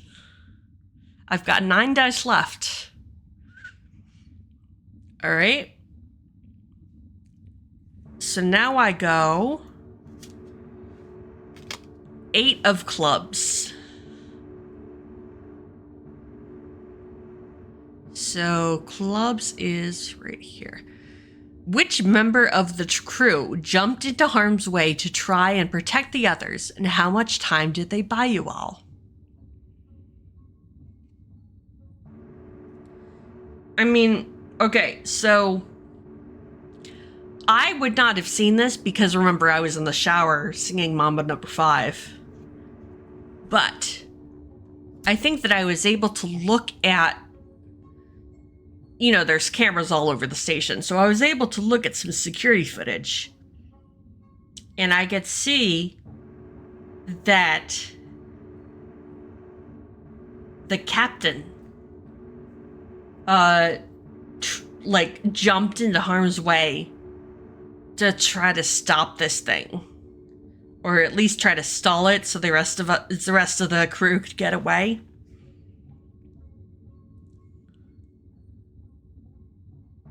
And this was, of course, when they were in the bunk room. So I think that the captain and the security officer and I don't know. I think we had an archaeologist.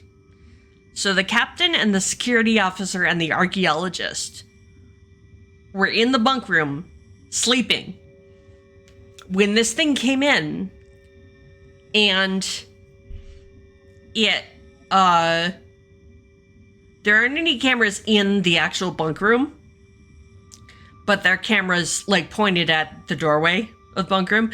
So what happened is we see it go into the bunk room, and then we see, and from earlier, we saw the captain and the security officer and the archaeologist go in. So we know that those three people are in there. And then there's a scuffle. We hear the sound of a taser. And the security officer pushes the archaeologist out of the room. But as he's pushing the archaeologist out, something grabs his ankle and trips him up. And drags him back into the room. And we see the archaeologist start to run, but a camera that's a little bit down the hallway at the next junction catches as the archaeologist just reaches that junction, and something catches, they trip and are dragged off camera. There's a dead spot between the two cameras. Alex!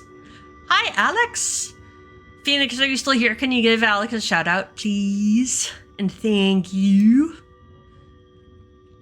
Alex, my love, thank you for coming to visit. We're playing The Wretched. We're doing so The Wretched is sort of like, well, I can't say Alien the game because there actually is an Alien RPG, but this is sort of like the scenario is you're on a ship in the middle of nowhere on the spaceship, and your entire crew has been attacked. Yes. Go feel clean, because feeling clean is yay. Huzzah. Yesterday I one of my fidget toys exploded all over me, and so I had to take a shower. Yeah. I'm stuck on a ship. I'm the only survivor. We're in the middle of nowhere. I'm trying to get the distress beacon up and running. And yeah. I'm about to die. 'Cause I have a dice roller. So this game uses a Jenga tower as a mechanic to see how close your ship is to just catastrophically collapsing. And because a Jenga tower would be really hard for me to use at my desk, I'm using a dice roller instead. And I started with 100, and every time I roll a 1, I take it away. So I'm down to 9. As you can see, I've done it 16 times, and I'm down to 9 dice remaining. If you count the green numbers, there are 9 of them. And that means that the ship is about to collapse around me, which is fun, because I'm in the vacuum of space. Woohoo! So, let's see. This is day 7. Yes. Imminent death. Imminent death is fun, you guys. I'm weird. I actually like imminent, like the idea, because I like playing games where there's this sort of like you're not going to succeed. I know it doesn't make sense, but I like it because there's not as much pressure to try to succeed. And if you succeed, it's going to be like awesome miracle. And if you don't, at least you could go out with a bang. I like going out, like my goal in a lot of the games where you're just like it's pretty hard to like win. My goal is to go out in the most like fantastic, spectacular way that I possibly can. And so yeah, this is one of them. And as you can see, AJ has drawn, my friend AJ has drawn the monster, the creature that we're fighting. It's a giant mantis looking thing, and all it wants is hugs, but it has a very hard, sharp exoskeleton, so when it hugs people, it is cute. It's adorable. Thank you, AJ. AJ, you're amazing. So yeah, when it hugs people, it just turns them into like mush. because it, you know, it has this really sharp exoskeleton, so danger hugs. Because danger hugs is a word that I love saying. And yeah. So it's fun. But I think that my character doesn't know that. Wait, sorry. I think that my character doesn't know that it's danger hugs. My character still thinks that they want to like eat us. Although I am figuring out that it's attracted to electrical activity. So I've rigged up some of the stuff from my lab because I'm a xenobiologist. I've rigged up some of the stuff from my lab in like other rooms, and it's like remote controlled. So if it gets close to me, I can like turn it on. And so maybe the electrical stuff will draw it away. Which I mean is a long shot, but you know,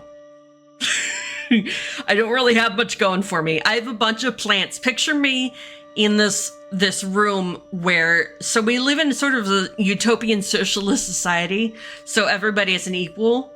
So the captain doesn't have their own quarters, so we all like sleep in this one bunk room together. And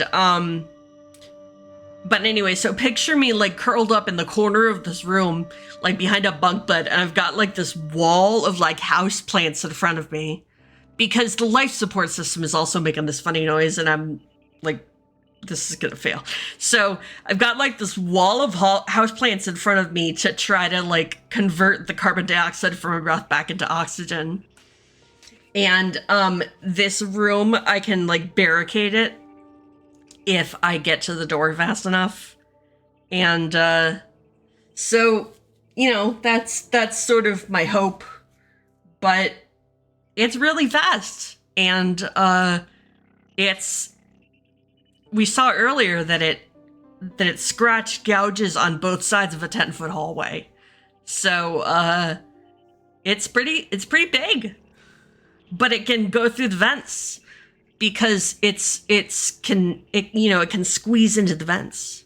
So yeah.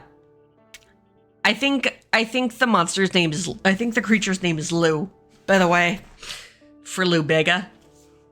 Because when everybody else was getting slaughtered, I was in the shower singing Mambo No. 5. And I came out of the shower and found them all slaughtered. But, so, yeah. And so now I'm on day number 7. And I'm working through, I just did, I don't remember which one I did. Okay, whatever. Now this one is the Three of Hearts.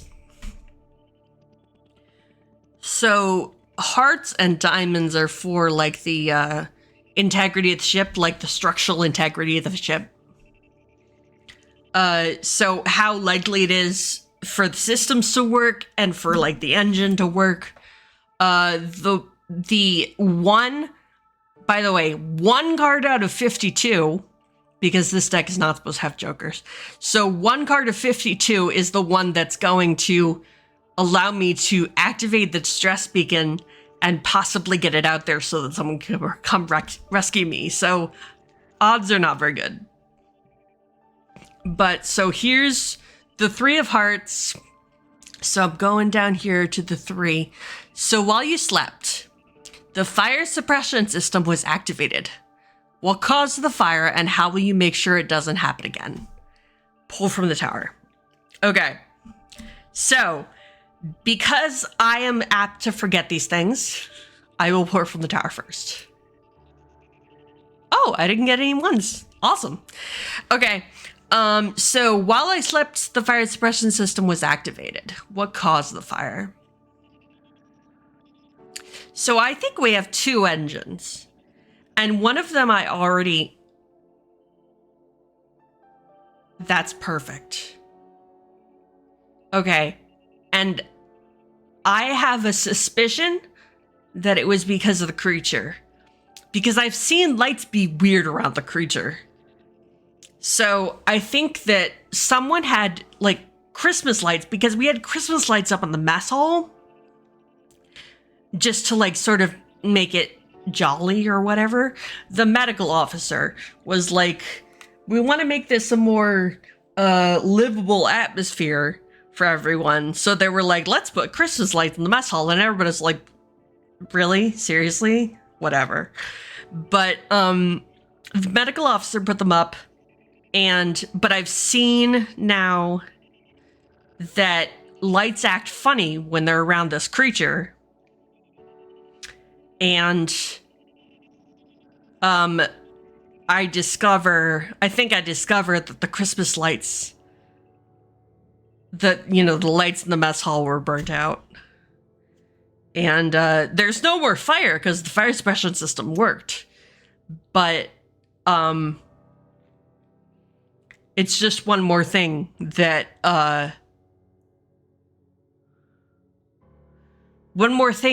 might go wrong. And how will I make sure it doesn't happen again? I think I turn all the lights off. I turn all of the lights off. I can't turn everything off because if it's attracted to electricity, it's going to be attracted to me because, living creatures emit the Christmas tree. Yeah, they're that person. The medical officer was that kind of person who leaves the Christmas tree up until like August. Totally not judging if you do that, but so there was a Christmas tree. Like they had Christmas lights up in the mess hall, and everybody was like, "Why do you have a Christmas tree?" It was just some stupid plastic Christmas tree, and I'm actually really glad that I wasn't in there when the fire happened, because there were probably some pretty nasty fumes going on. That tree is plastic and it probably melted in the fire. You good, Phoenix. Thank you. Oh my goodness, it's Aaron. Hi, Aaron. So here, I'm just gonna do this one because his channel is actually not 10x109 because you're sneaky like that, Aaron. And Peta! Oh my goodness, hi Peta! Yeah, Kami finally fixed the thing where, I show up in the going live thing, but, it's still like, yeah, Kami fixed the thing that I show up in the going live feed, but it's still like, I don't know. I like to give people a little like heads up, and I'm never sure if I should.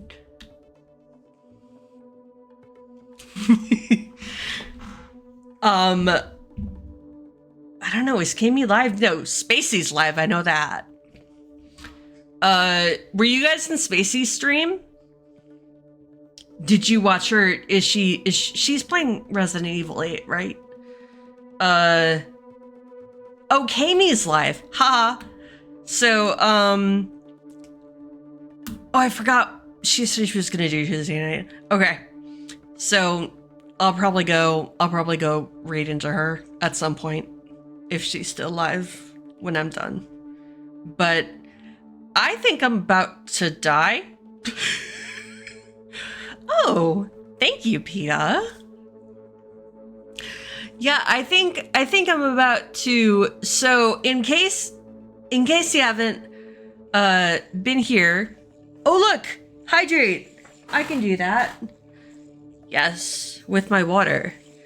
In case you haven't been here, the whole thing over here is like my ship's integrity. So like how likely it is to just catastrophically fail and I die. And I started with 100 D6s, and every time there was a 1, I take it out of the pool and roll them.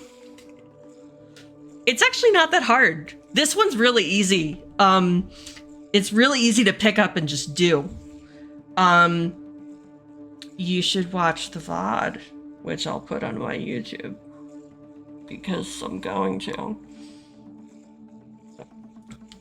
Or I could even run something for you, Aaron, because I'm that kind of friend. I'll do that for you.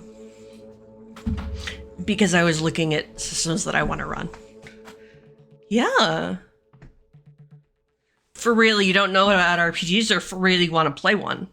Because both can be true simultaneously.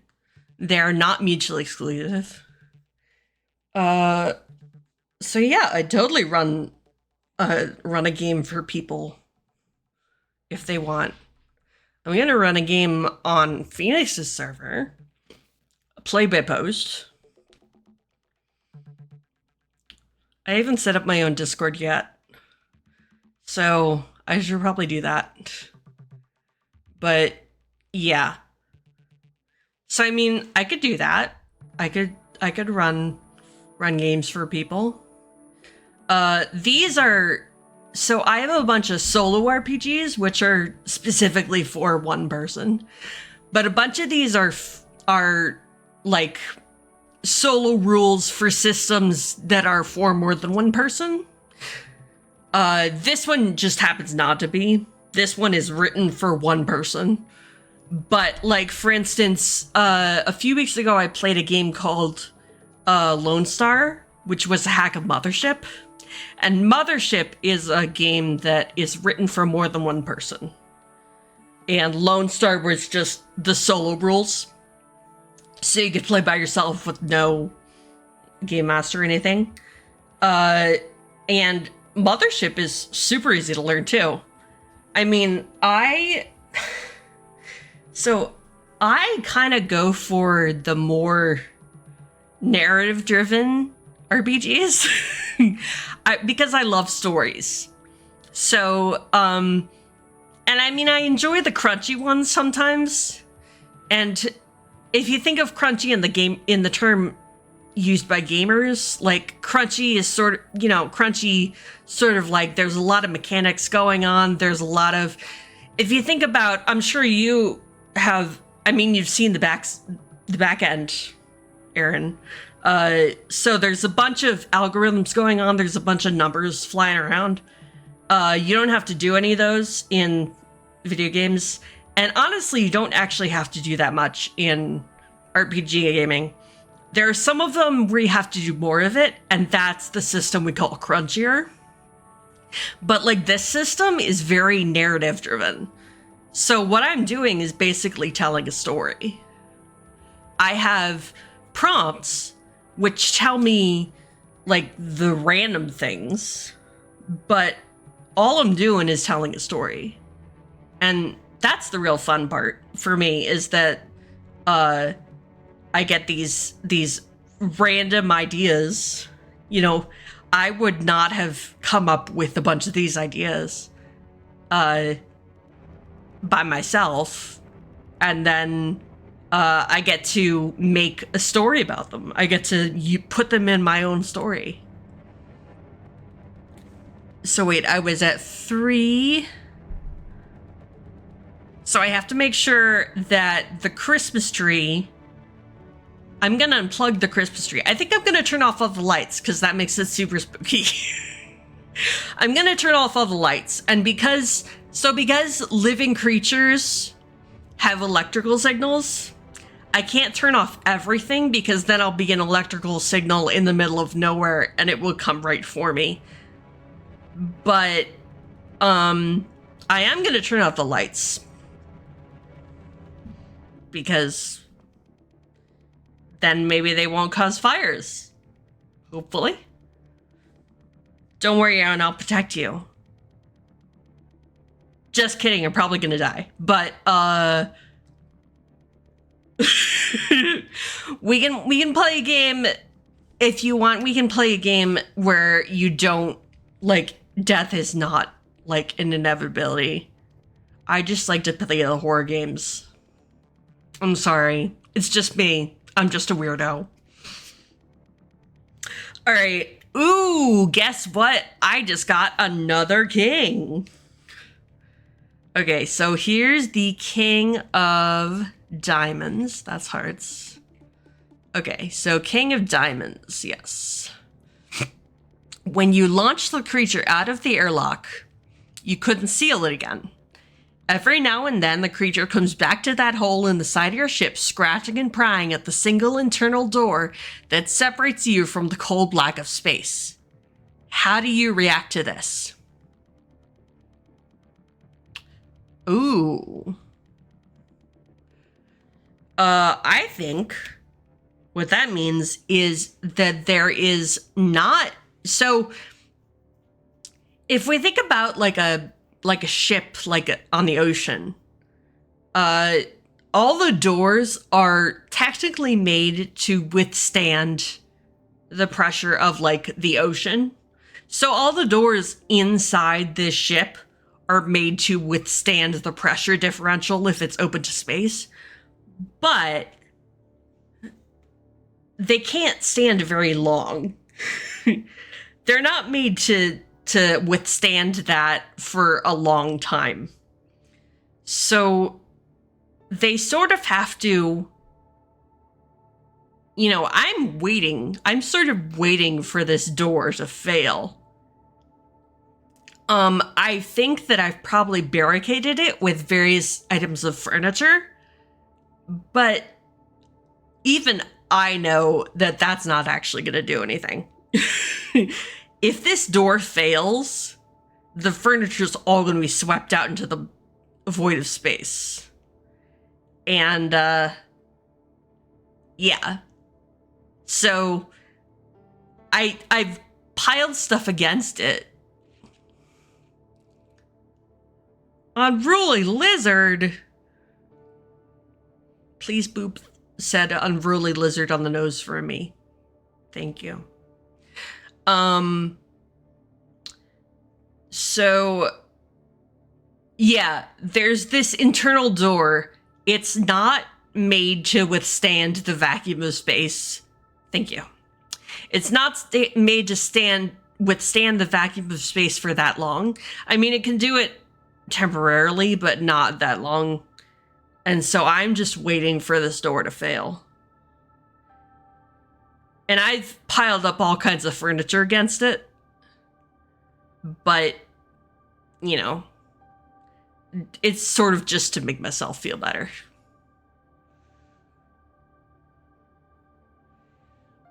Okay, but think about the difference between 1 atmosphere and 0 atmospheres. That's a lot. I mean, even 1 atmosphere to, I don't know what the pressure is at like 10,000 feet, but it's not 0. And that will make you like explosive decompression kind of thing. Like if you're in an airplane. But so, I mean, that's, it's still a lot. It's still way more than a human can deal with.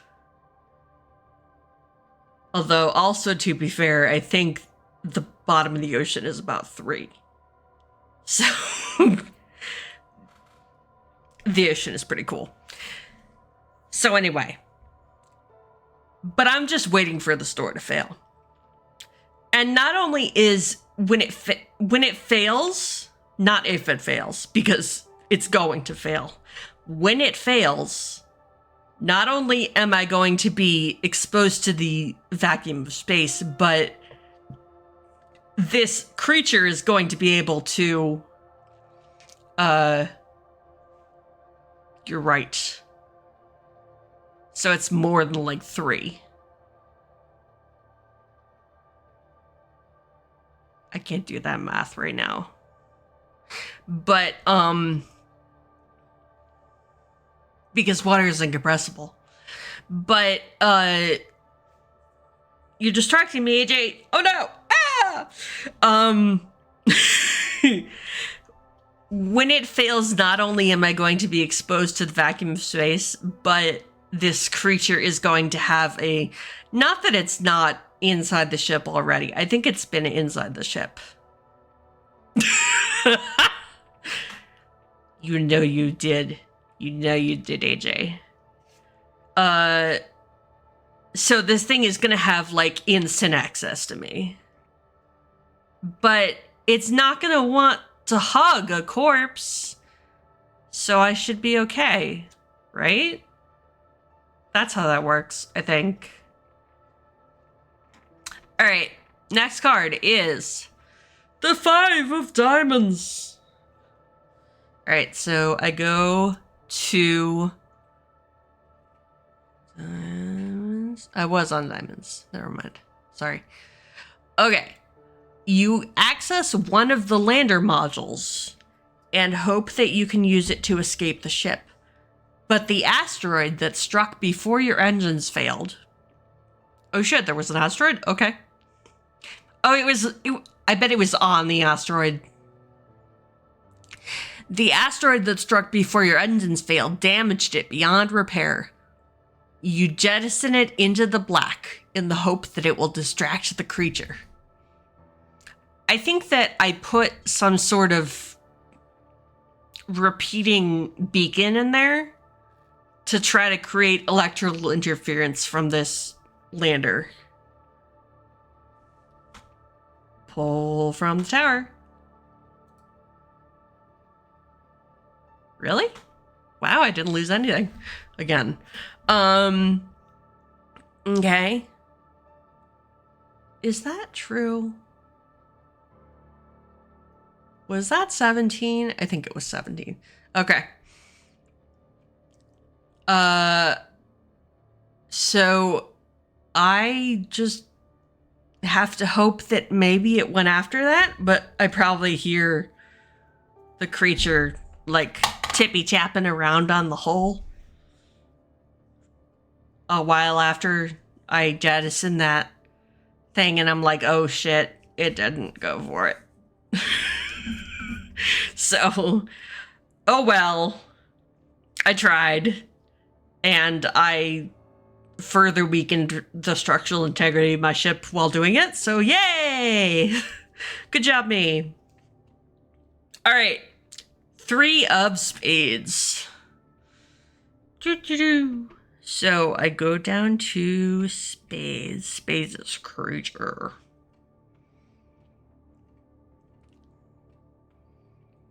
Alright.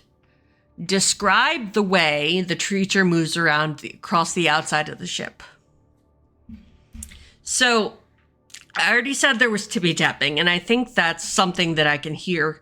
But I can also hear, like, and we talked about before, the spines were what left the gouges in the hallway. I can hear the spines leaving, like, gouging out pieces of the hull of the ship.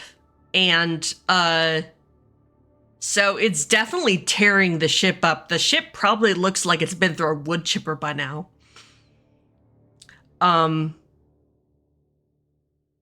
Did I pull? No, I didn't. Okay, ready? 19. I am, not losing, not losing dice. It's crazy. Okay, so that is the end of day 7.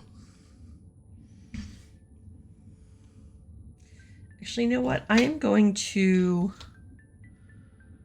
start, like, keeping track of the days. So 1, 2, 3, 4, 5, 6, 7. Okay, so now this is day 8. So I roll my die, and I get a 1. So that means my 1 card for the day is the 6 of diamonds. So I go back up to diamonds.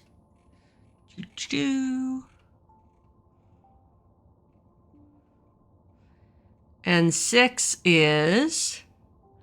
Oh, nasty. The sewage silo springs a leak.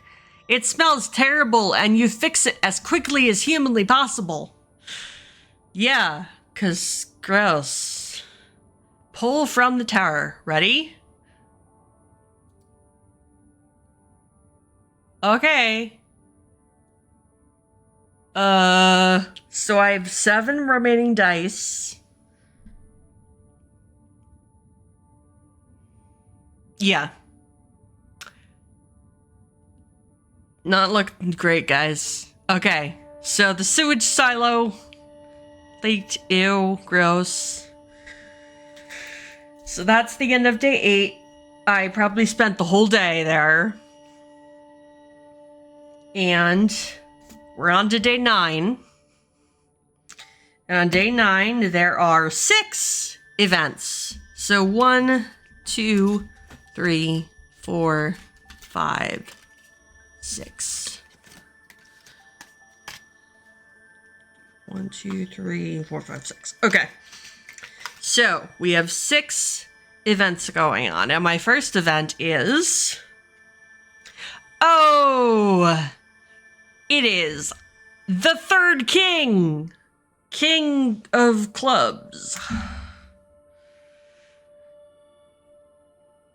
By the way, in case you didn't know, if I get all 4 kings, it means the creature finds me, and it's game over. So, King of Clubs, as you were passing the officer's mess, you tried to avert your eyes from the carnage inside, but you're sure you saw something move amongst the bodies of your crewmates. What do you think it was? Could it be... Could this thing be breeding? Or could it, like...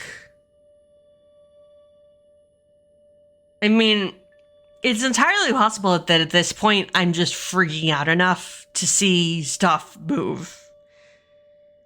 But I also wasn't...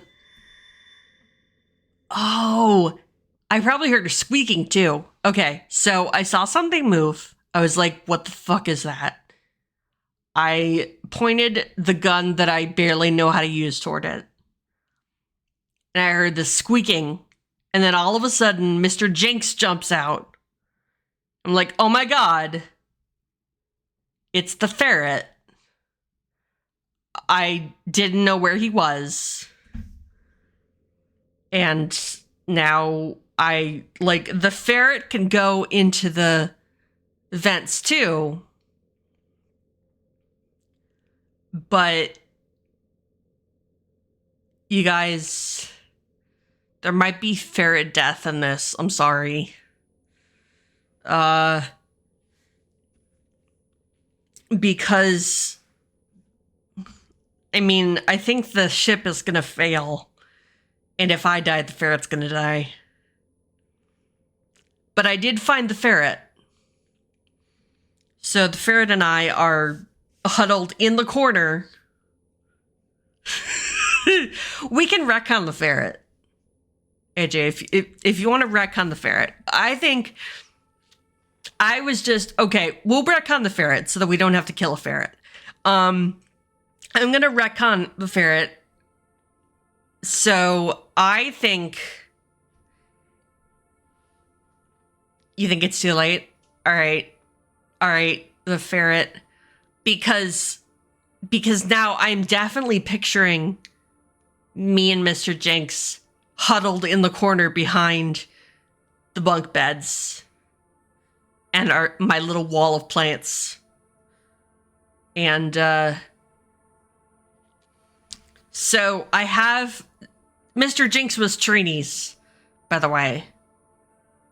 So I sort of I feel like it would be, wouldn't it?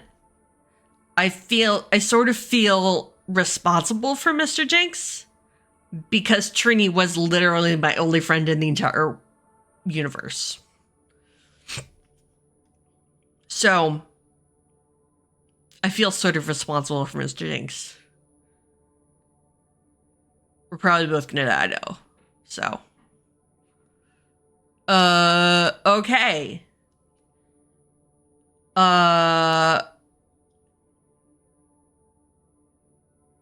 I'm gonna find a way to make that ferret live.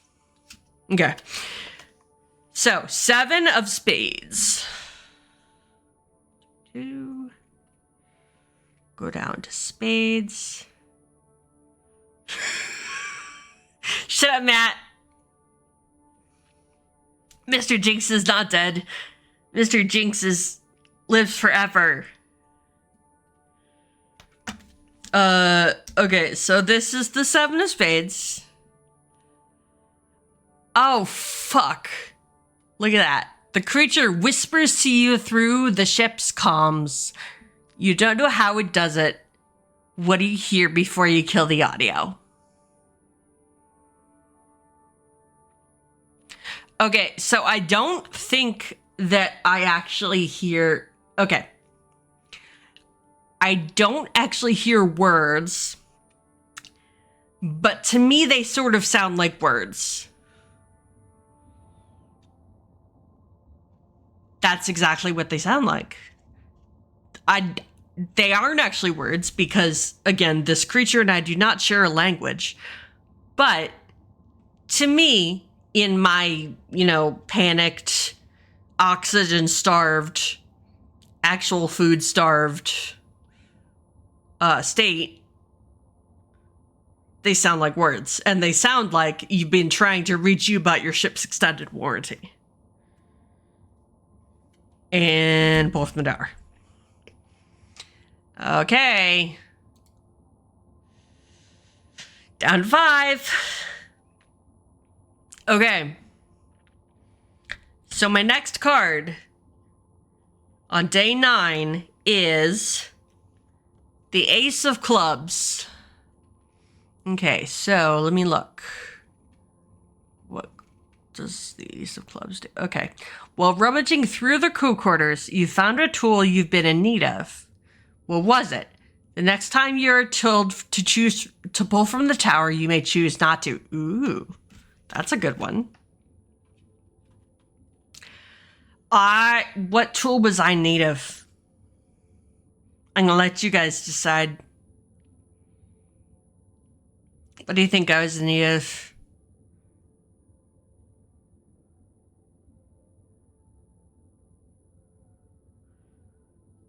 I'm thinking something like a tricorder. Not gonna lie.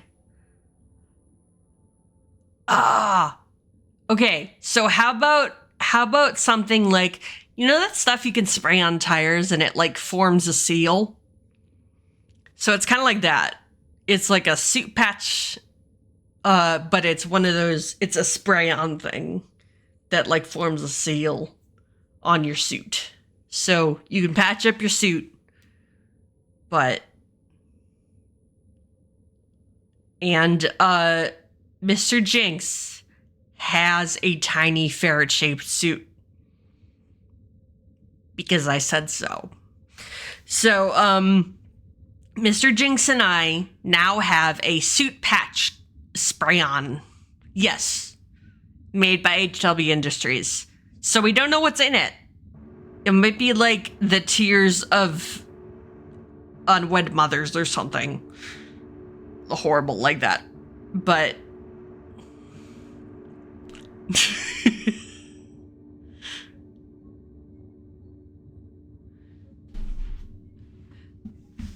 Go lurk, Phoenix. Have a good lurk.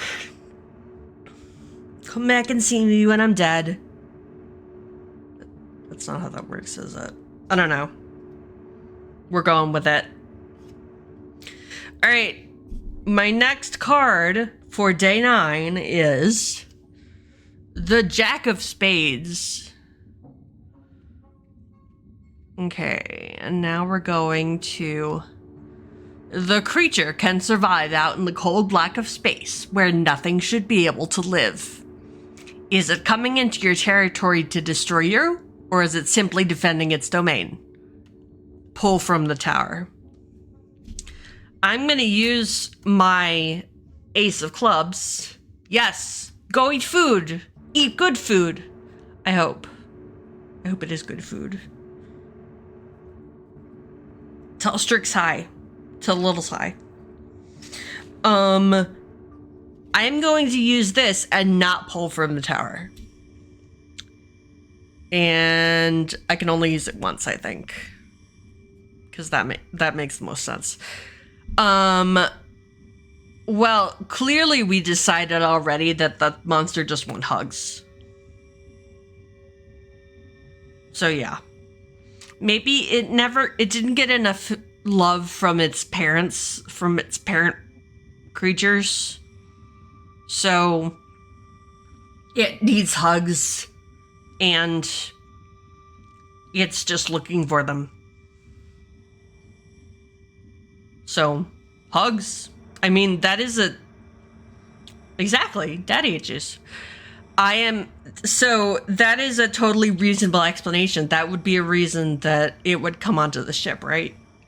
It's looking for hugs. And it can hug members of its own species because they all have that exoskeleton, and they can hug each other without, like, mashing each other into a pulp. We, on the other hand, do not have that exoskeleton, so the whole hugging thing ends badly for us. Alright. The 10 of Diamonds. So now we go up. Okay. With the climate control on the fritz, mold springs up in some of your food stores. You can't fix it, so you just seal that locker up and hope that nothing affects the rest of your supplies. Pull from the tower.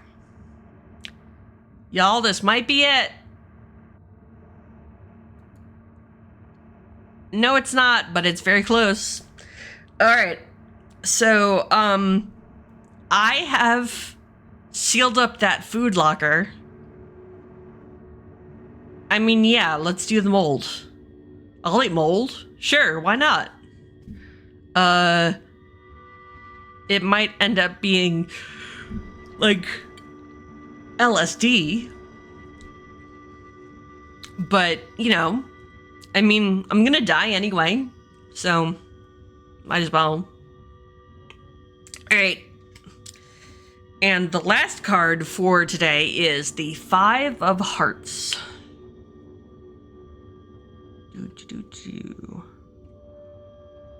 You've been finding it harder and harder to catch your breath, and eventually it dawned on you that the oxygen system had shut itself off. You fixed it, but what caused it to break? I mean, the life support... I mean, that sounds like a good idea, Matt. Not gonna lie. The life support was making that funny sound earlier, and so it might just be...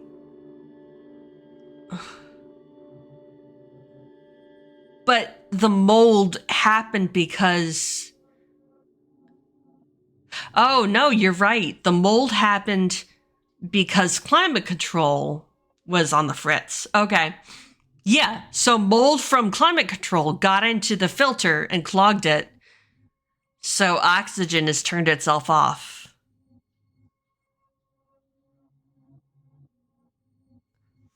Pull from the tower. Ready? Okay.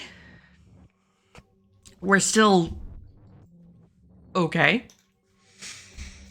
Alright, so that is the end of day 9. Now I'm on to day 10. So I roll my d6, I get 5. Okay, so 1, 2, 3, 4, 5. Oh look, water! Exactly what I don't have on the spaceship. Well, I kind of do have some water, but probably not enough. So I'm gonna drink some water. Y'all should drink some water too.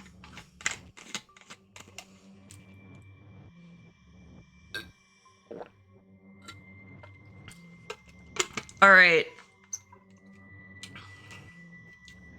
So now we move on to day 10.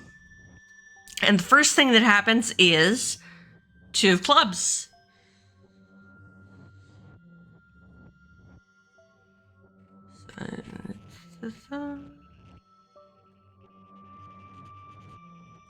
You found the journal of one of your crewmates. What thing from home were they missing the most?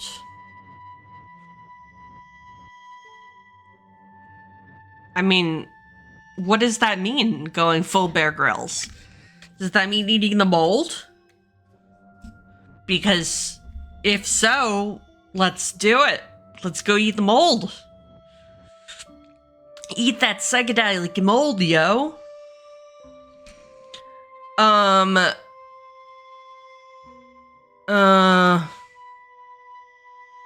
Yeah, I feel like I'm about to die anyway, so I don't know how into drinking my own pee that, yeah. I don't know. But by the way, everybody, you see that Ko-Fi link? Ko-Fi coffee or whatever. Any donations that come in during stream to that Ko-Fi link. I keep saying it wrong. But what is the right way to say it? Any donations that come in during stream to that link, I will then donate a portion of that, most of it, let's be honest, to the creators of tonight's game.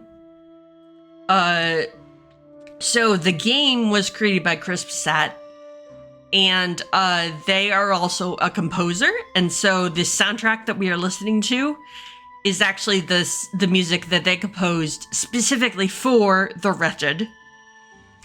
And then the other creators that I want to donate to, I know, right? I think it's whatever you want, as long as you say it a bunch of different ways a bunch of times and everybody like sort of understands. Kofefe. Yeah, like that. Maybe that's what he was saying. Dude, I never thought of that. Okay, so anyway, the dice roller that I'm using, the person who came up with the dice roller system, the mechanic, is Speak the Sky. They have their own itch page. And then the person who actually did the coding like the HTML coding, is Max Camera. And so part of my donation would go to them because they did a lot of work and it made it possible for me to play this game. So yeah. But anyway, enough about money. So my next event for day number 10 is the 9 of Hearts. We have to go up. Yes.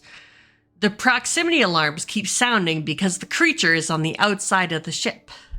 You had to disable them. Pull from the tower. Ready? Oh shit, I lost a die. Okay. So they keep going off because the creature's outside the ship, but also the bodies of my crewmates that I just sent outside the ship are floating around it. So yeah, that's pretty grim. And so I turned off the proximity alarms because who wants to hear that? All right. The next one is the 6 of clubs. So I go down here.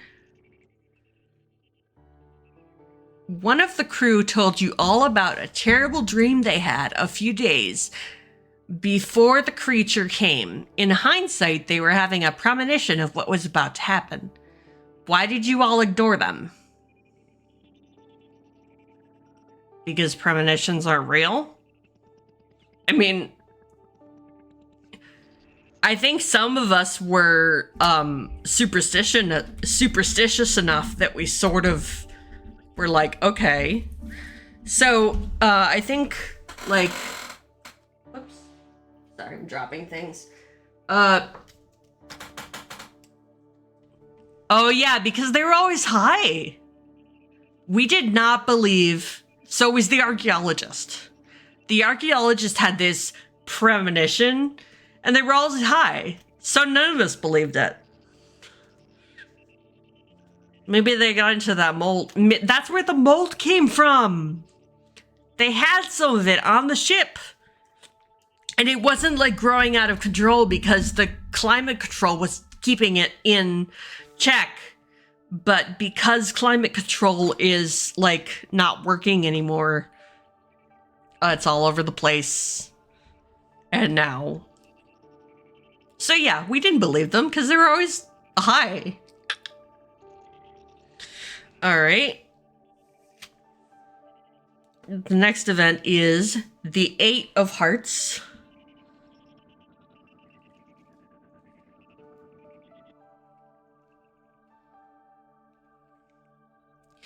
What does it feel like to look at the sensors and the monitors and see nothing? How does it feel to know that you may never see land or light or have a conversation again? I don't think it actually feels...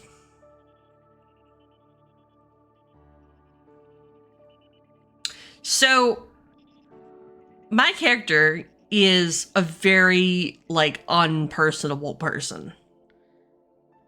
I do not have friends. I do have... Yes. So I think I'm definitely talking to Henry and Mr. Jinx, like, like Tom Hanks talked to Wilson. And, like, Henry and Mr. Jinx even already have faces. And Mr. Jinx, like, responds to me. Kind of, sometimes. So... I'm like, better off than Wilson. Oh. I missed that last ad break. Whatever. I'm better off than Wilson. Or Tom Hanks and Wilson or whatever. But I think that my character, I didn't realize how much I needed people. I thought that I could get along without them. But now that it seems like I might never see them again, might never interact with them again, it's kind of, it feels a little bit like, I don't know. Well, I mean, like, this doesn't totally, like, encompass the whole thing, but, like, being out in the middle of the ocean alone and just having, you know, nothing around. No one knows you're there. No one cares. It's daunting. I feel tiny.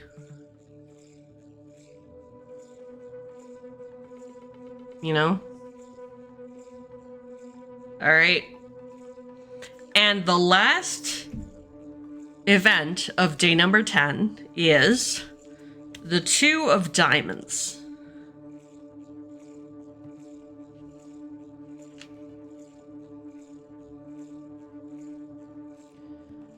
All right. Shortly before your engines failed, the ship was struck by a small asteroid that didn't appear on the scanners. Oxygen has slowly been leaking out of the hole where it hit, but you spent a few hours fixing it. I think I probably was fixing it with that, what's it, the suit fixing stuff that I found. Right? The spray stuff. All right. But I have to pull for the tower. So.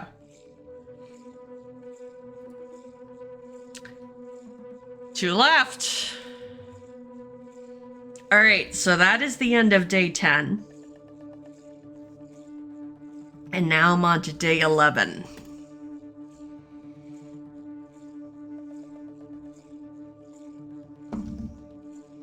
Three, 2, 3. Okay. And the first event of day 11 is the 9 of clubs. All right, make a list of the 5 best hiding places in the ship in the event that you need to use them. Okay, so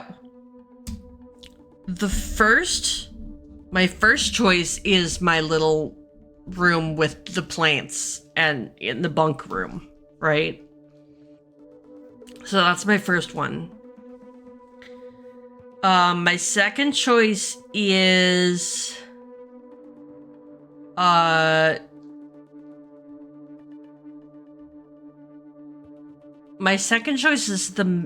the mess, I think.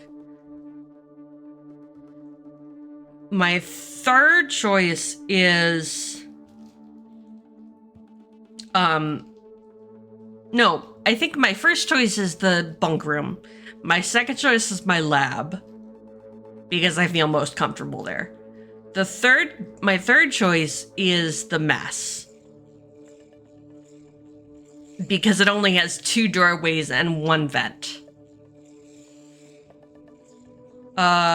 My fourth choice is, I feel like there's another bunk room, but it's not as good because, there's 3 doorways and 2 vents. No, why would there be vents? There's doorways. So it's not as good.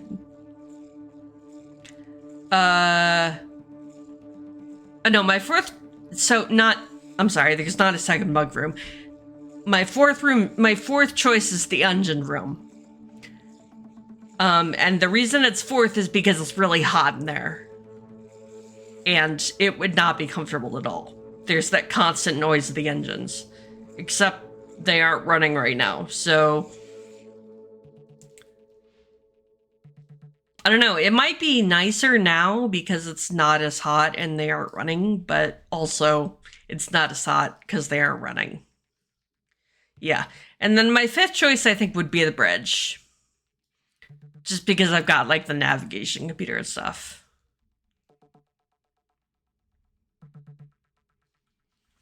Okay. 3 of diamonds.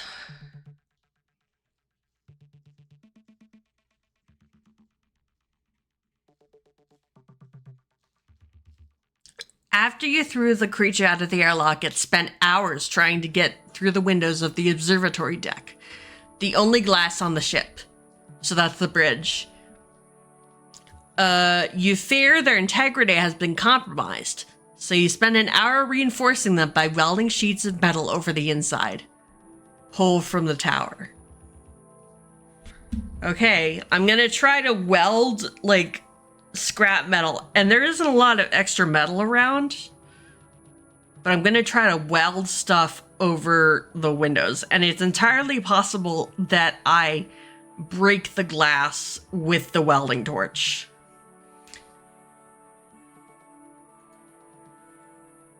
Nope, I'm fine. Okay.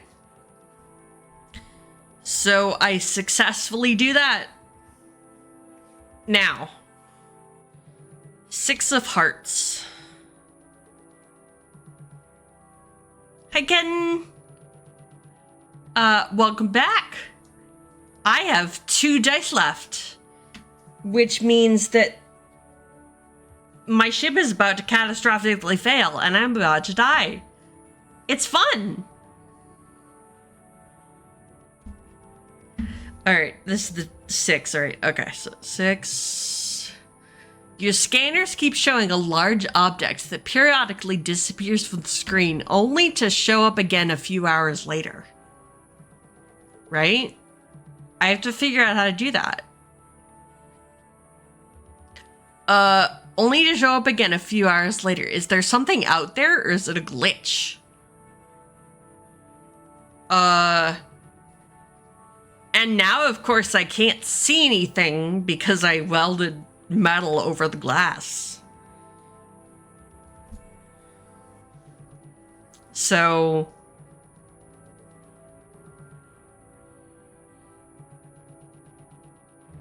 I know what I'll do if it comes for me, but I'll only do it if it comes for me.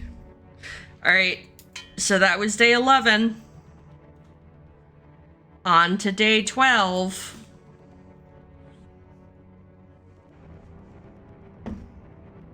Five. 1, 2, 3, 4, 5. All right. The first thing that happens is the Queen of Diamonds.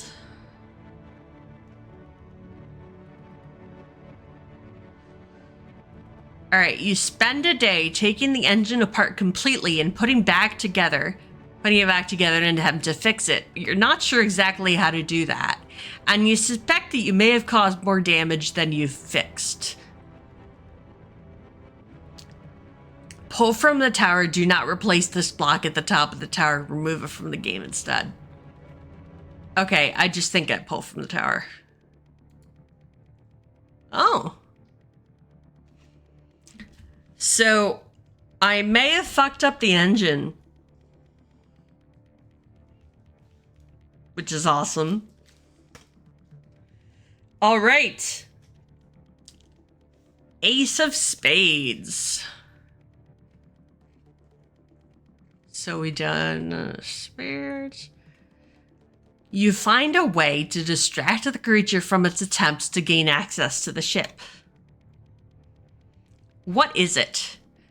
If you have previously drawn the King of Spades, you can shuffle it back to the deck. Guess what?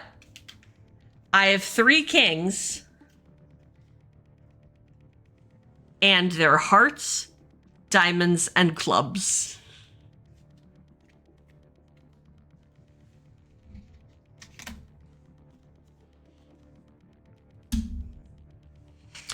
So, I find a way to distract the creature. I think I managed to So I've decided that the best way to distract this thing is with electrical energy. So I think what I do is I have a little I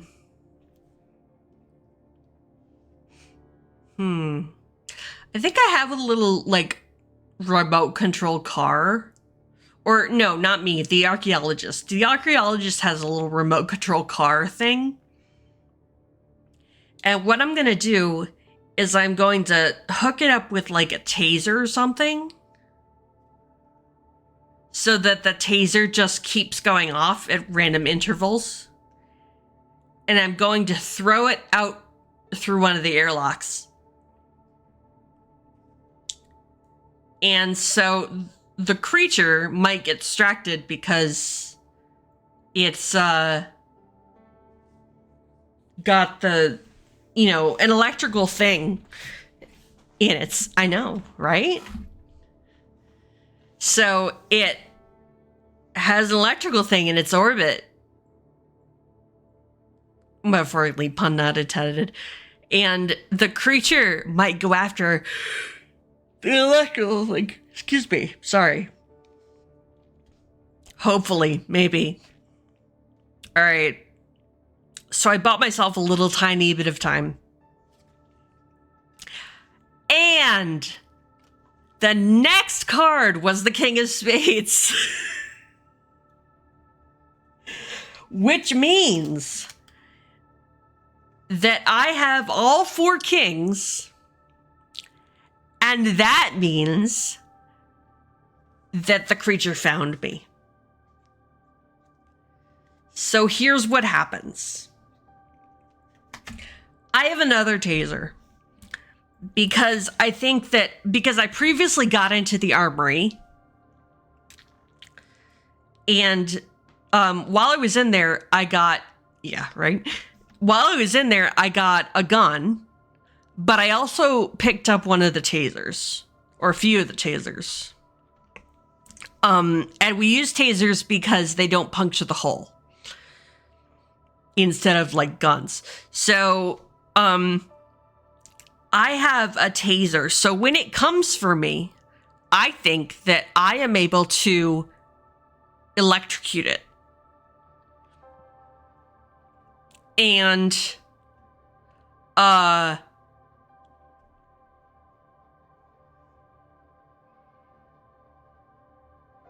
am able to electrocute it. And I see that when I electrocute it, it does, well, I see that, like, I can see its skeleton through it. Except it's not a skeleton, because it's an exoskeleton. So the exoskeleton, like, glows. Right? And, it falls down, and I'm pretty sure it's dead. But in the process, it got a hold of me and scratched up my arms real good because it almost got me into a hug. Scratched up my arms real good. It got the brachial artery. And, so yeah. I'm in the process of bleeding out. And I think I hold Henry the teddy bear in my hands and look him in his little black button eyes and say, "You can still make it. You can still make it, Henry." And I think that's how I die.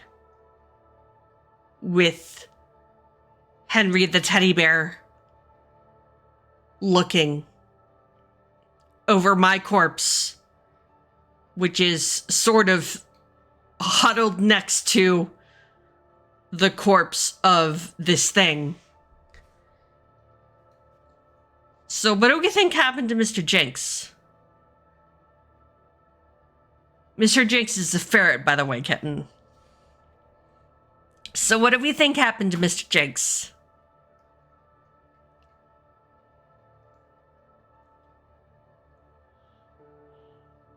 I think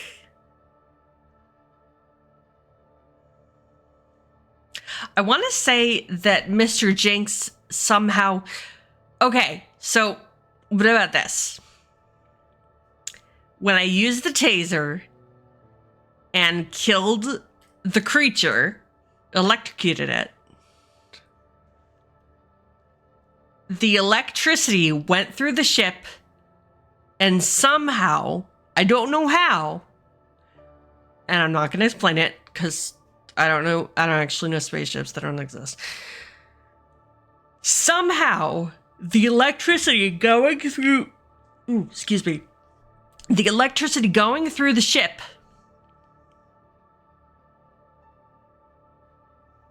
I was thinking the electricity going through the ship somehow turned on the distress beacon.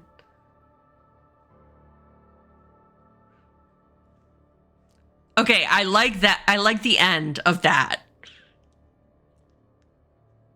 So Mr. Jinx survived because he needs a lot less oxygen than I do and stuff. So the distress beacon gets turned on.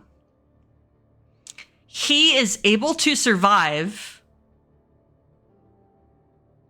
until a rescue team gets to the ship, to our ship.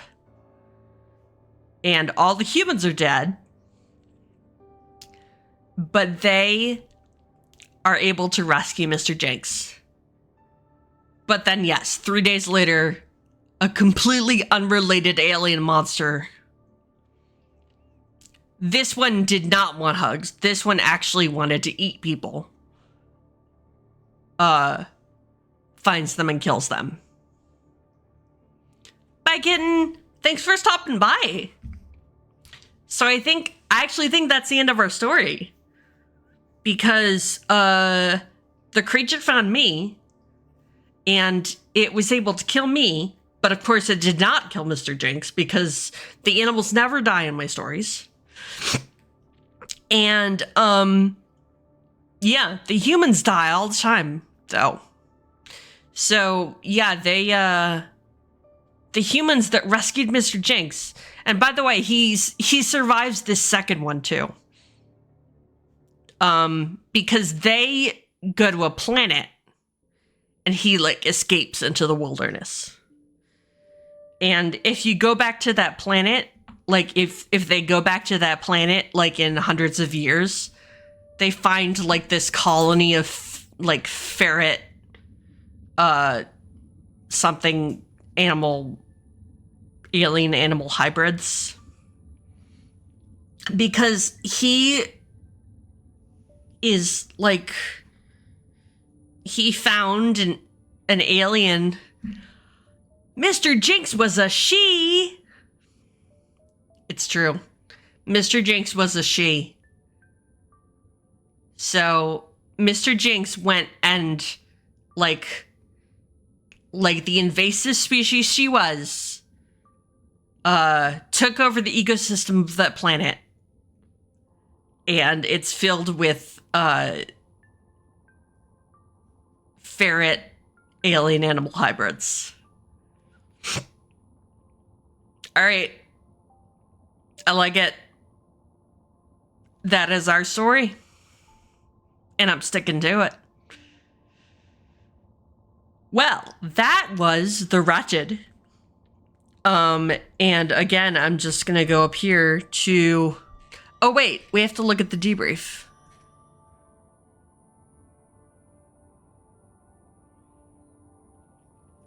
Okay, so, what happened? Did you light the beacon? Did rescue come, snatching you away from a cold, lonely death? Or did the creature take you? Did you stare into its maw as it descended, one final victim to a nameless horror?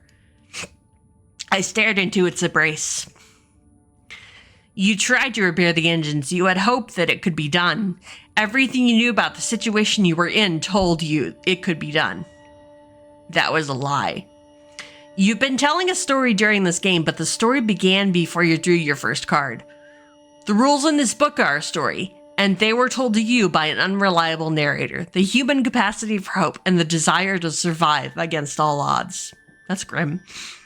There was never any hope of you repairing the ship. No matter how many tasks you completed, the engines were never going to fire again. The best you could do was to survive for long enough for help to come, and even that was unlikely. You were doomed from the start, and somewhere inside you knew this.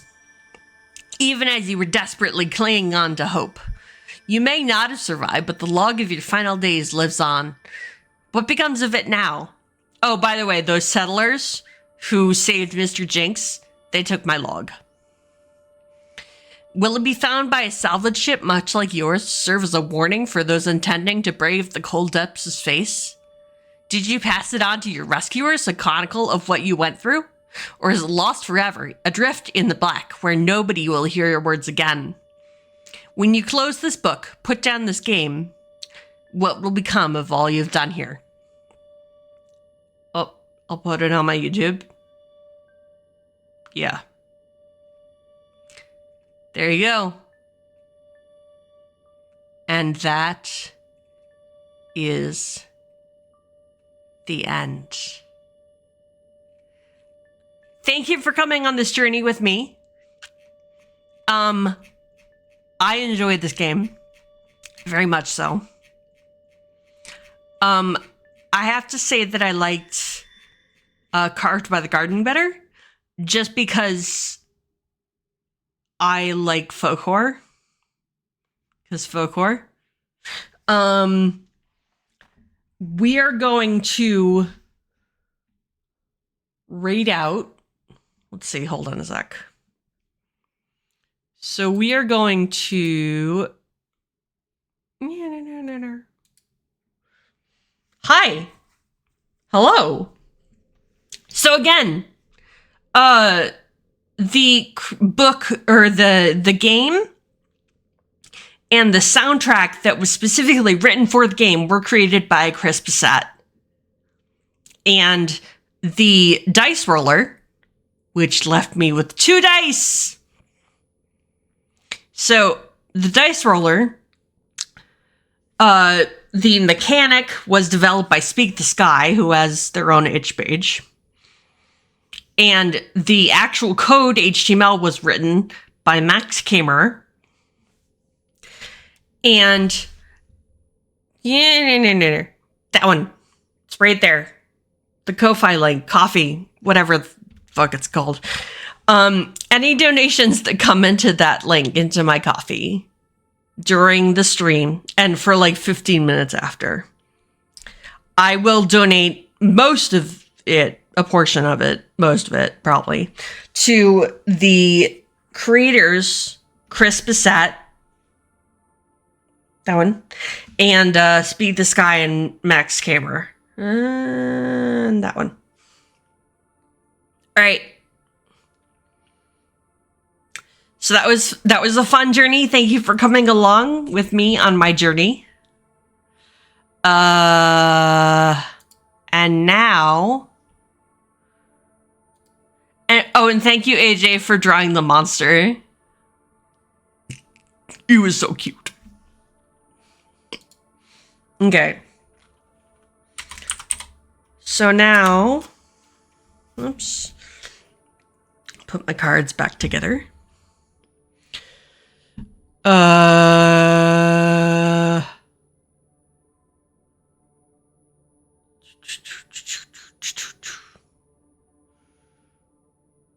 am gonna read into Kimi because, or you know, I've read into Takemi before.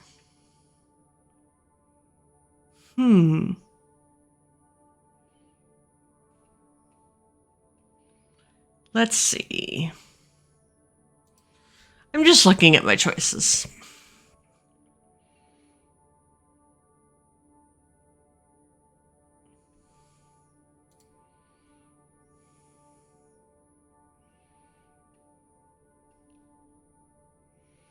Okay. Yeah, we're gonna go visit Kami. Because, yeah. Why not?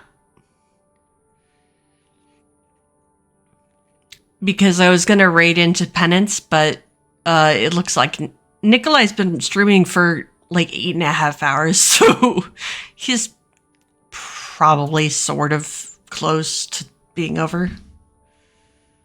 Oh wait, Kami looks like she's raiding out. Yeah. Oh wait, can I stop raids into my channel? Because I want to make sure that he's not trying to raid me.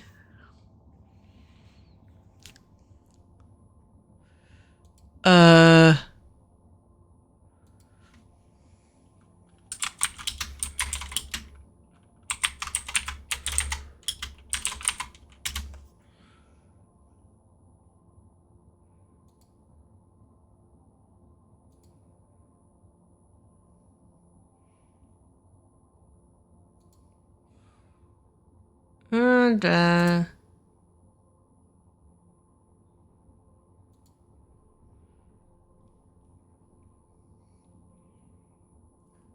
okay.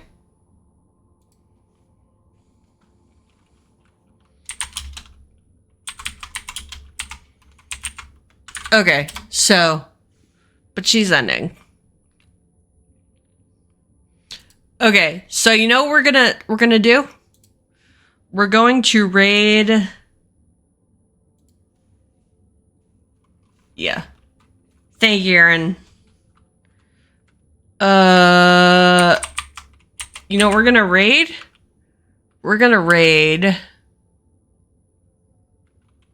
Hiccups.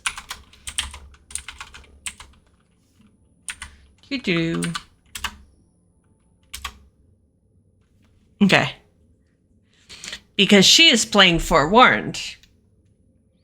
And she is a nice person. So that is who we are rating.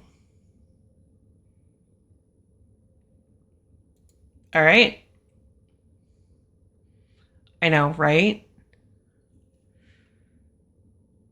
And like, you're supposed to like raid out to people who are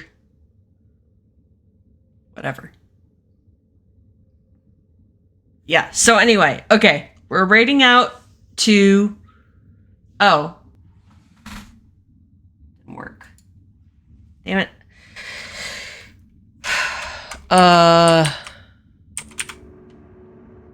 Okay, I changed my mind. We're raiding out to Vin.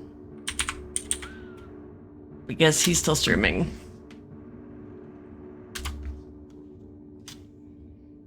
Oh, right. You can't put the @ I forgot. Damn it.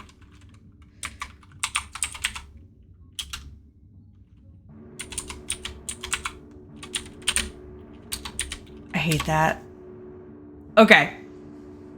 So we're braiding out to Vin because he is also a nice person. And he is playing Forewarned. And yeah. Right? Right? It's annoying. Why do they make the command so difficult? Okay. I'm sorry, I'm sleepy. Okay. So, remember, please be kind to yourself.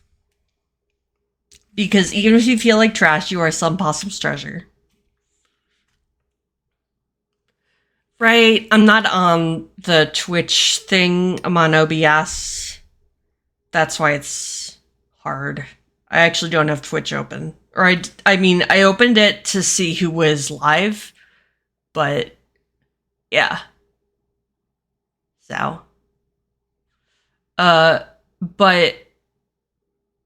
So, yeah. We're bringing out to Vin. I'm saying this a million times now. So I'm gonna stop talking.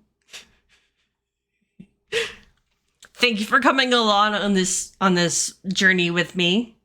This journey where we died to a monster. That was fun. Goodbye!